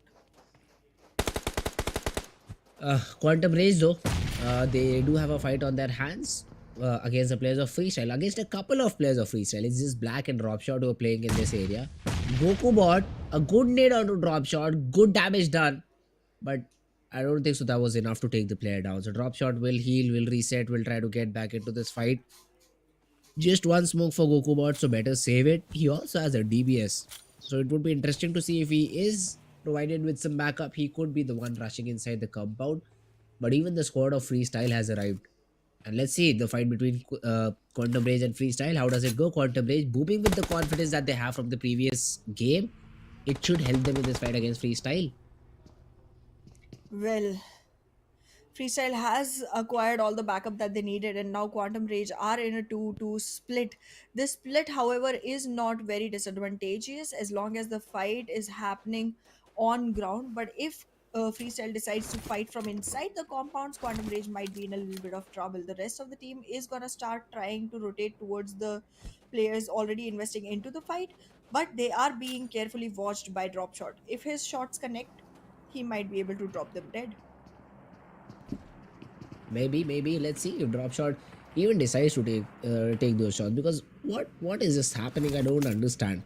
Quantum Ray, two of the players have gone very far away trying to get that knock, but the fight is happening up close, and Munyano's nade finds Dropshot. Lallu though is quick to trade. He gets a knock, falls back as well, so he will give the time for his team to get that revival. Black in the meanwhile can also get rid of Goku Bot, which he doesn't. Goku Bot somehow still survives. Black being bombarded, these two move away, which he does, and Freestyle with the revival, both the teams they do reset and get back into the fight. Well, the fight is still about to happen, still about to end. I mean, the whole process is still, new and fresh. We have to see a lot more coming in from both the teams. Am I seeing Quantum Race trying to take a way out? Dropshot Yes, has they are. already. Yeah, I mean, okay. That's the thing about Quantum Rage. They literally do withdraw very quickly from a fight that they feel like is not going in their best interest. So let's see if that works out for them. But yeah, in long run, Quantum Rage does show up with a chicken eventually. So let's see if this is gonna be their map. You did mention earlier that it might very well be. However, I am looking forward for some new team to come up back on board. It's been a really long time since we're seeing X Generation and not seeing them have a chicken yet. So they are a team I really want to see make it. It's a really long time since we're seeing great performance from the side of Magnus as well. So want to see a chicken come in for them. Two, however, X Generation hasn't impressed me much today. Not today. That's true. That's true. Examination hasn't been performing. Seventh Element though has, and they've been again able to get that first frag of the whole lobby somehow in stage number two. That too, stage two ending. Babu Oxilo, does he have an idea? Now he does that there is a team nearby, but before that it was a bit too late. 1 for 1, they get that frag onto Wasi. Tata, bye bye. We'll see you tomorrow. Well, Team QWERTY. I want to see them step back up. I want to see Team BABLU step back up. Even though BABLU has two dinners to their name, they have a lot to go for because the consistency isn't as prominent from their side. The consistency isn't significant from the side of QWERTY either. They had one chicken, and that one chicken is all they were able to gain because Voltrex was one of the only players that was able to lift heavy weights for the team. However, looking at Seventh Element, they are still leading on this one. But Magnus, Team Magnus, if you are able to take Quantum Rage out of the map that quickly, you might very well create yourself a great opening for the last circle because that is one team that becomes very painful towards the last circles. Even though they have a very, stable, very calm, conserved start towards the last circle, they just shatter every hope from any other team. Let's see though. For now, Quantum Rage, more than Magnus, they have a fight against the players of Team Negative for now. And there we go. That's a knock on to Shahir as well. So Shahir caught off guard.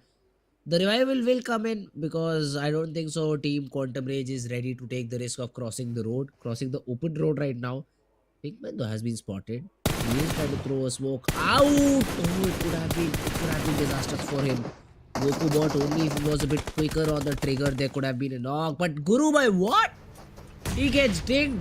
And that's a double knock on the side of negatives. That's how they fall, I think. That's how they fall. The revival is coming on to one of the players. But Quantum Rage, they have that upper hand in this particular fight. Munyano with the random spray. A molly down as well. Goku bot charging him with the DBS. But he gets traded out. Pinkman, he's all alone. All alone in this fight. A Molotov at his No. feet will burn him down. And Quantum Rage. Yes, they lose Goku bot. But finally come out on top.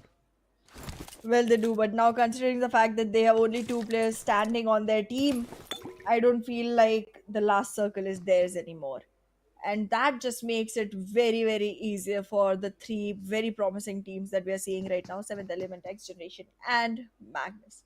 All three really good teams, and this is the biggest pebble of their roads taken off. It must be a sigh of relief coming in from all the sides. But look at that, freestylers. They are not going to get any relief at all. Oh god, the knocks are coming in left and right. Dropshot is the only one remaining. Is he going to be able to invest in this fight or should he drop back? No, he does. He does show his face a little, but still manages to deal more damage than he had to take on himself. H2E not looking in a not looking like they are in a very advantageous position either. But look at that Janaza capitalizing on the whole fight, but does Or is not he? get to stay long. Third party. The third party got fourth partied by seventh element. Seventh party maybe? Seventh elements party Look maybe? at that! Could be, Oh could be. They're goodness! getting frags one by one, and that too in a fight between H2E and 141. How is this happening? But it is seventh element all the way up to 4 frags. That's a good number. That's a good number to have. 52 esports as well. They're on the verge of eliminating the players of Team Tough, or I didn't say. I think I called it a bit too early. Popo goes down, MVP goes down. 52. They've lost a player. They lost two players, I'd say. And Team Tough. It's a 2v2 with Team Tough. Let's see who prevails out on top.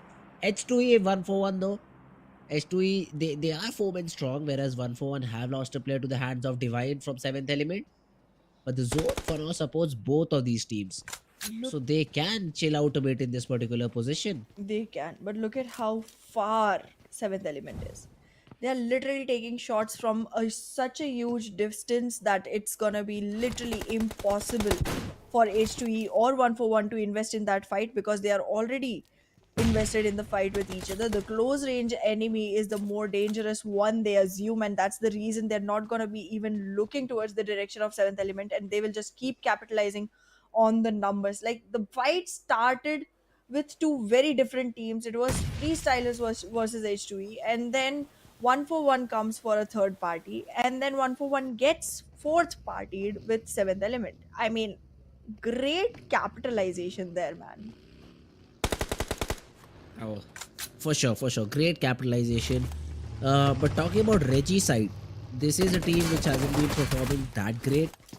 Okay, day number 3, they had a few games here and there where they had a lot of frags. And finally, I think they're showing up. 3x in a bit of trouble. 3x Kira, a 1v1 with knock, and great shots from Kira. I mean, the way that he uses the third person perspective, it's just great.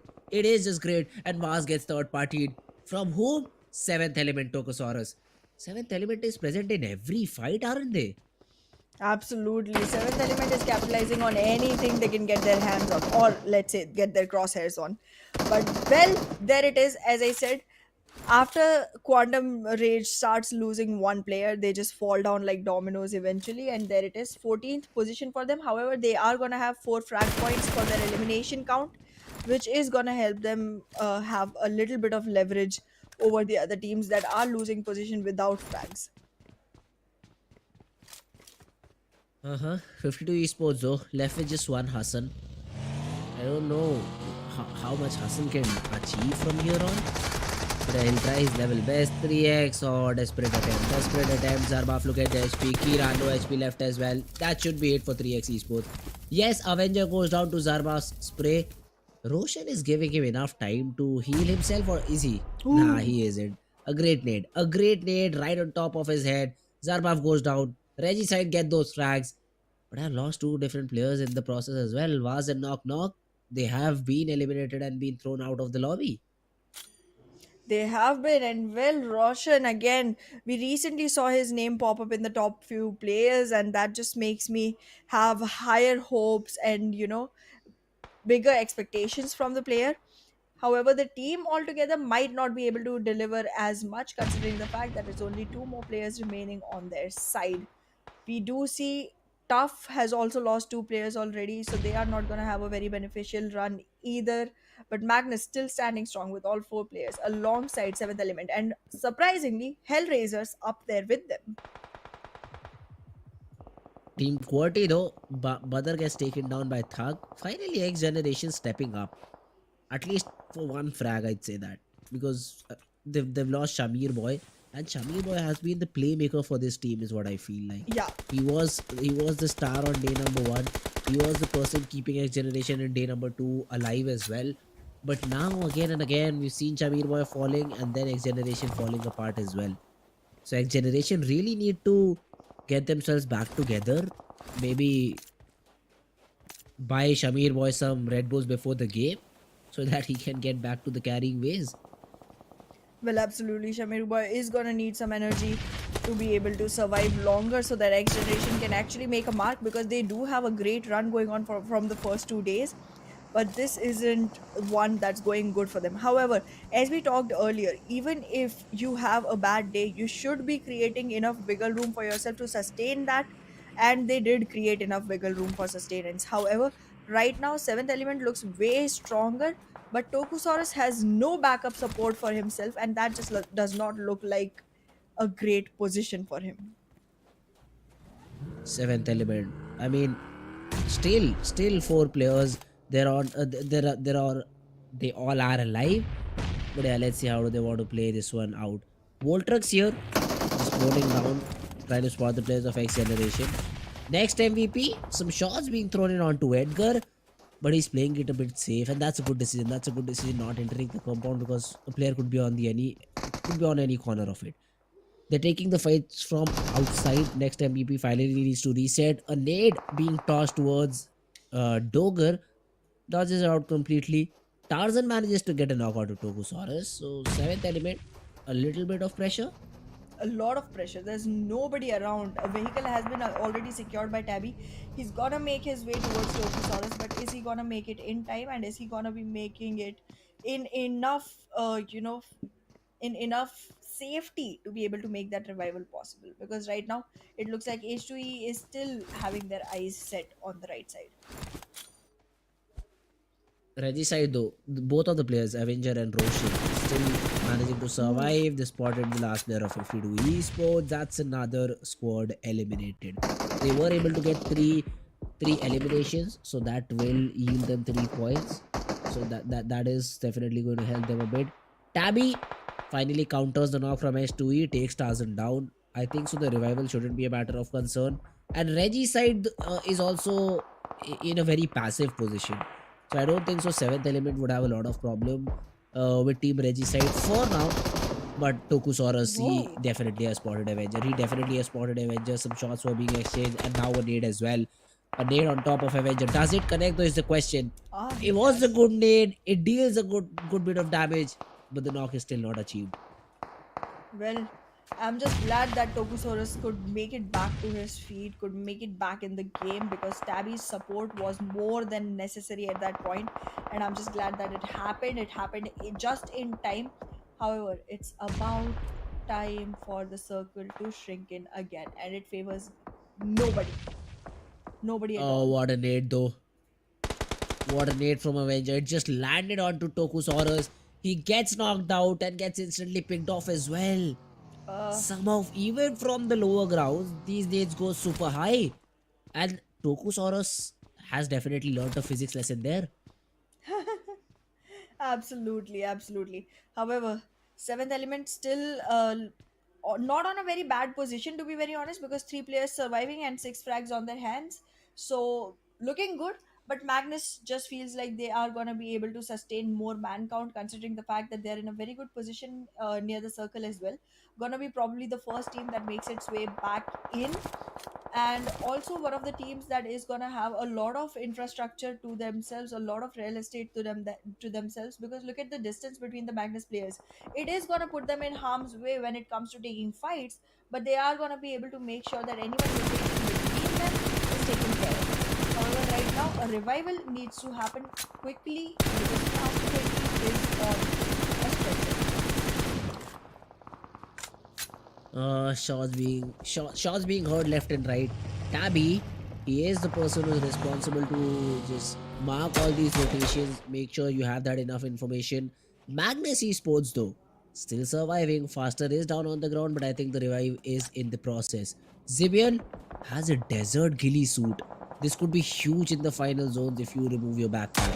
Tazan gets taken down from H2E. Assad takes down Roshan in the process, and he's been run over as well. So H2E, they lose a player, but then they get it back as well.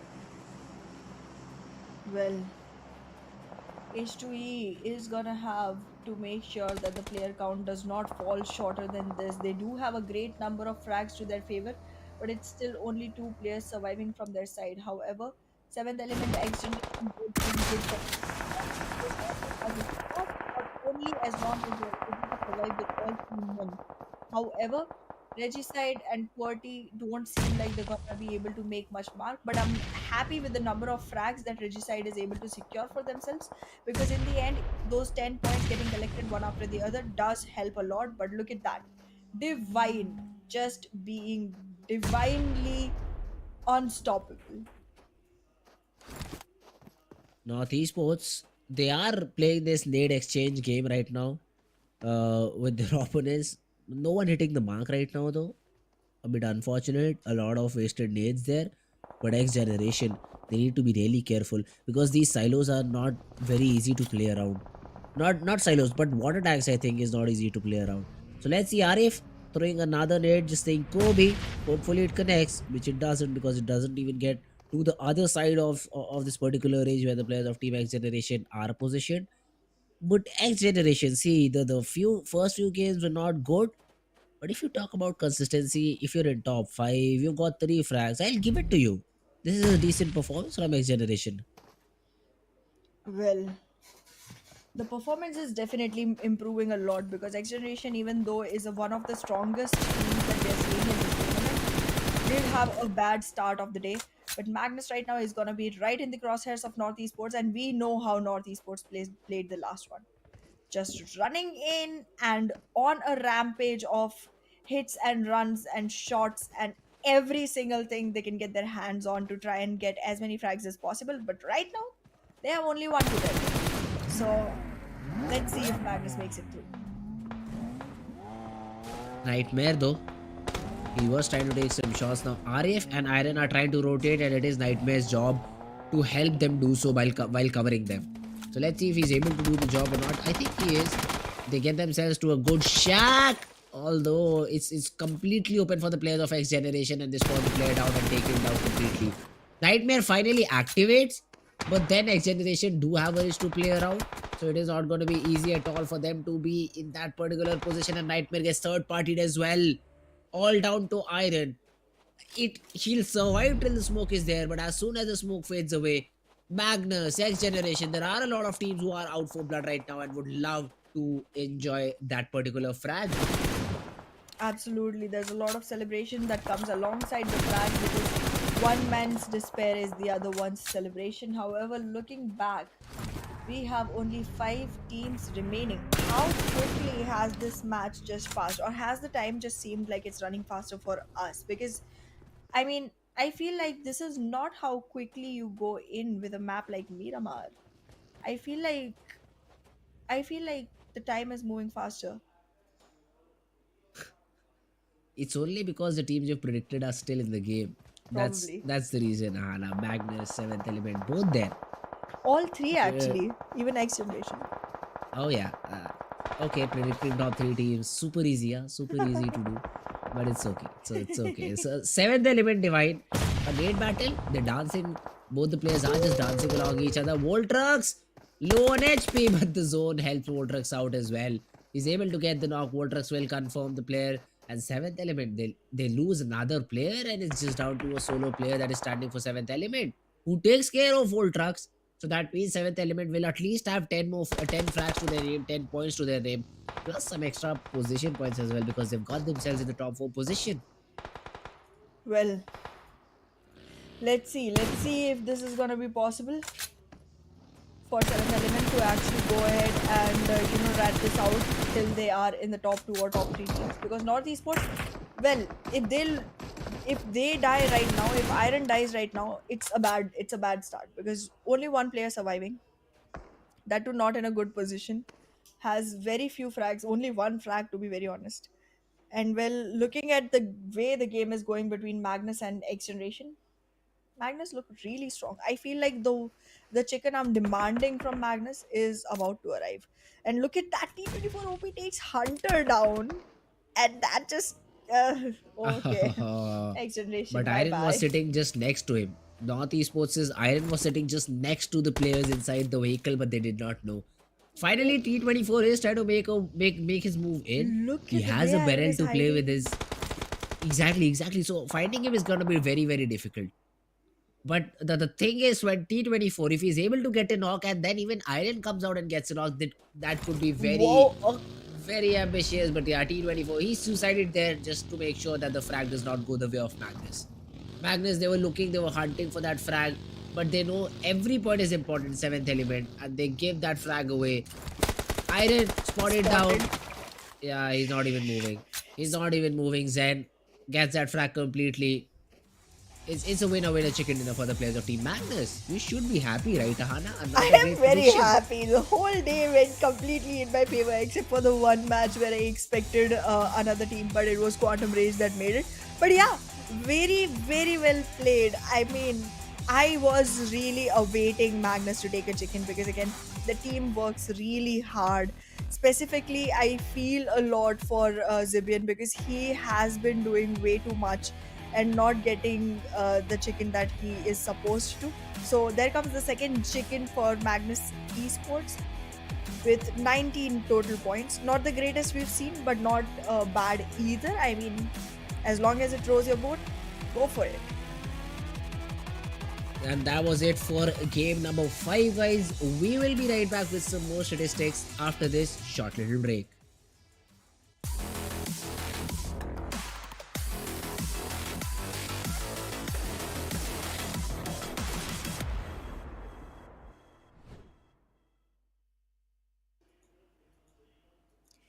Well, there it is. The most awaited chicken for the day, at least for me. I Yes. wanted Magnus to have it, and there it is. So, a great dinner for the night.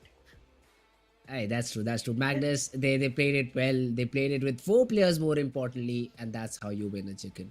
A good decision by the side of I'd say seventh elements player T24 to not give his frag away and Yeah. dive to your own molly. Yeah, man, great job. Not allowing Magnus another point. Otherwise, they've got 20 points in the game. Nah, you made it 19. You made sure that it is just 19 on the board. Absolutely. However, I'm very impressed with the way the survival went for North Esports. However, the MVP of the game is gonna be T24 OP with 6 eliminations. He has way less heal this time than whatever he generally has. But look at that, a two-digit heal. Okay, 64 just, huh? He did not need. He was using a mini, so it kind of makes sense because he's the DMR person. If he's hitting his shots accurately, he won't take a lot of damage onto himself. But still, man, 64 is a bit too low, isn't it? He's it not is. healing himself and then uses a molly to finish him off. It doesn't make a lot of sense. But yeah, if it works for him, I really don't mind. If it works for him, if he's Well, okay with it, yeah, that's great. yeah, I mean, today was a day filled with unexpected, Ah, yeah, things. And yeah. well, there it is. The top players again, very new names joining the lineup. We have Avenger from the side of Reggie side. We have Team H2E Asad stepping up. Drawlin has also made his way into the top players. However, it's weird that the players from the side of Magnus are on the last two positions, but still, well done nonetheless. Yeah, Magnus, they did not focus a lot on eliminations That's true. and they survived early on. So it kind of makes sense for them to be on the later chart of top players. But yeah, I mean, who cares about these charts if you're winning the game, right? If you're getting those points on the board, these charts really don't mean a lot. But if you're eyeing at that price pool of $1,000, then it does in terms of him. So Absolutely. so at that point, you will definitely hope that you are in that particular chart. But yeah, talking about the match summary as well, most eliminations were achieved by T24. Although the highest damage done was 850, that too by Avenger. Highest assists by Zibian, and the most healing done by Tarzan in this game. Yup. A lot of new names again popping up on the charts, and I am more than happy to invite them onto the top boards because, again, This has been a great shuffle. It might also have been a shuffle on the way we look at the match rankings. So let's take a look at that one and find out which teams have followed up Magnus Esports on this one. So there it is. The top position goes to Magnus Esports, and even though the elimination came in a little before North Esports, Seventh Element maintains a second position with only a 2 point difference. Exactly, and North Esports is nowhere to be seen in top five, even though they ended up second. Yeah. That is the power of elimination points. That Yep. is why you need to have elimination points to your name. And I really want all of these teams to understand that if you're hoping for a very passive game, if you're hoping for all the four players alive and then in the final zone sort of a game, at that time you need that early fight so that you're at least able to get 3 4 points out of it. But then again, it needs to be very clean. So they have to make a decision. 6.6 plus 1 is not something you want when you're coming out second. You don't want just 7 points from a game in which you've worked very hard and achieved the second position. But that is what has happened in this game. 52 esports, 3 elimination points to their name, no placement point, which puts them in ninth, and then the number just keeps decreasing. Freestyle, previous two games, I'd say okayish performance, but here they were not even able to get a single point. Absolutely. Freestyle did lose a lot right now. And I mean, considering the fact that Freestyle is one of the teams that was able to secure a chicken, it's Yes. disheartening. Once you start getting back on that track, you need to maintain it some way or the other, and it just did not seem that way today for Freestyle. So you need to buck up, and so does one for one official. But yeah, we will see who's where in the overall rankings just in a second. And there it is. Whew. The first position still ruled by Seventh Element with a difference of 29 point. The difference just keeps on maintaining itself. And Magnus Esports literally jumped all the way to position 2 with 103 on their charts. 103. I mean, that's a great number for Magnus Esports. This is a team we did not expect to see in top three. Yeah. But somehow they are here and So they've worked is hard for Quantum it. Rage. Oh, yeah, so is Quantum Rage. 84 points to their name. XGeneration, okay, they still. Now they'll understand the value of those chicken dinners, I think. Yeah. Not getting those chicken dinners, always ending second, third, fourth sometimes. Consistency definitely there, but consistency would only get you till fourth position. But sometimes you do need those chicken dinners to achieve that first position. Absolutely. And just like I was talking right after the Erangel matches were done, the 3x esports is not going to sustain the position anymore. They are going to drop way down. And look at that. All the way from second position, they have dropped to seventh. Mm, that's And I that's tricky. and I ate on the verge of being put to the second page. Yeah. That's that is not something we expected after day number one, is it? I mean, I8 was superb on day number one. 40 points, I think 40, 45 points to their name. And in 2 days, they're able to just accumulate 25 points. Yep. That's not at all good. I8, not the best possible 2 days. Exactly. And well, Team H2E and the Grounders have also made themselves known. They have pushed themselves all the way to the first page. And look at that. Finally, a shuffle in our bottom teams. Team Star has now fallen slightly behind to Team Negatives. However, actually, if you look at the points, they are literally equal. But yeah, Team Negatives does get to go a little higher up on the chart. But yes, one for one officials, they literally were on the first page before the beginning of today. They have fallen back big time. But Reggie side has picked themselves up quite a little. Yes. And I feel like Even if they are QWERTY. consistent, they might be able to make their way in. North Esports, great game. Team QWERTY, they have a chicken. I want them to move into the first page. And well, I want XGeneration to have a chicken now. It's been a while. They've been ruling the first page since the beginning, but no chickens so far. And I think the lack of chickens is the biggest reason that they Yes. have fallen so back down today. That could be correct. That could be correct. X generation not having those chickens is hampering them a lot. And now I hope. I mean, week number one still has 2 more days left, Yeah. right? We still have Saturday. We still have Sunday's game left, and Sunday's fifth game as well, which will be the Yup. map of Weekendy. So a very important game is still on the cards. So would love to see how does that particular game go. But talking about the day's summary, here are the winners with some statistics in game. So BABLU, I'd say the lowest possible chicken is what they got. 8 frags to their name, just 1200 damage overall on the map of Sanhok.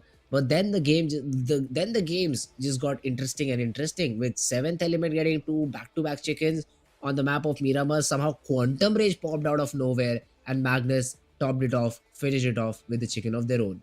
Absolutely. But look at the number of knockouts coming in from the side of seventh elements. It's huge. 15 Oh and 13. yes, No team is even yes, entering the double digit, knockout zone other than them. And well, if you talk correct. about eliminations as well, seventh element did great. Quantum Rage had Hmm. 15, but seventh element did have 13 and 19 in different matches. And that's amazing. That's Yes, very good. that's definitely a good number to achieve, and overall a great day. I mean, overall a great Yes. day of PUBG Mobile that we just saw. Pakistan as a region, I think some improvements could be done, but they are definitely following the legacy of being a very aggressive region. Absolutely. And while they are following the legacy, I would want to take this time to let you know you can follow us on all of our social handles to make sure that you're constantly Yes. updated with all of the details that are coming up for the next matches and all of the details of the matches you might have missed in the past, so that you know exactly who to root for. And before even the match starts, maybe make some Mhm. predictions like I do, because the chat box would really look very well flooded if you were able to like go ahead and put some information in there. However, we will have much more excitement, much more thrill coming on your way for tomorrow. But for tonight, this was it. I'm your host, Anna Aiden, joined by Fritz for the day. But this is going to be my call of the night. And that's it. See you next time.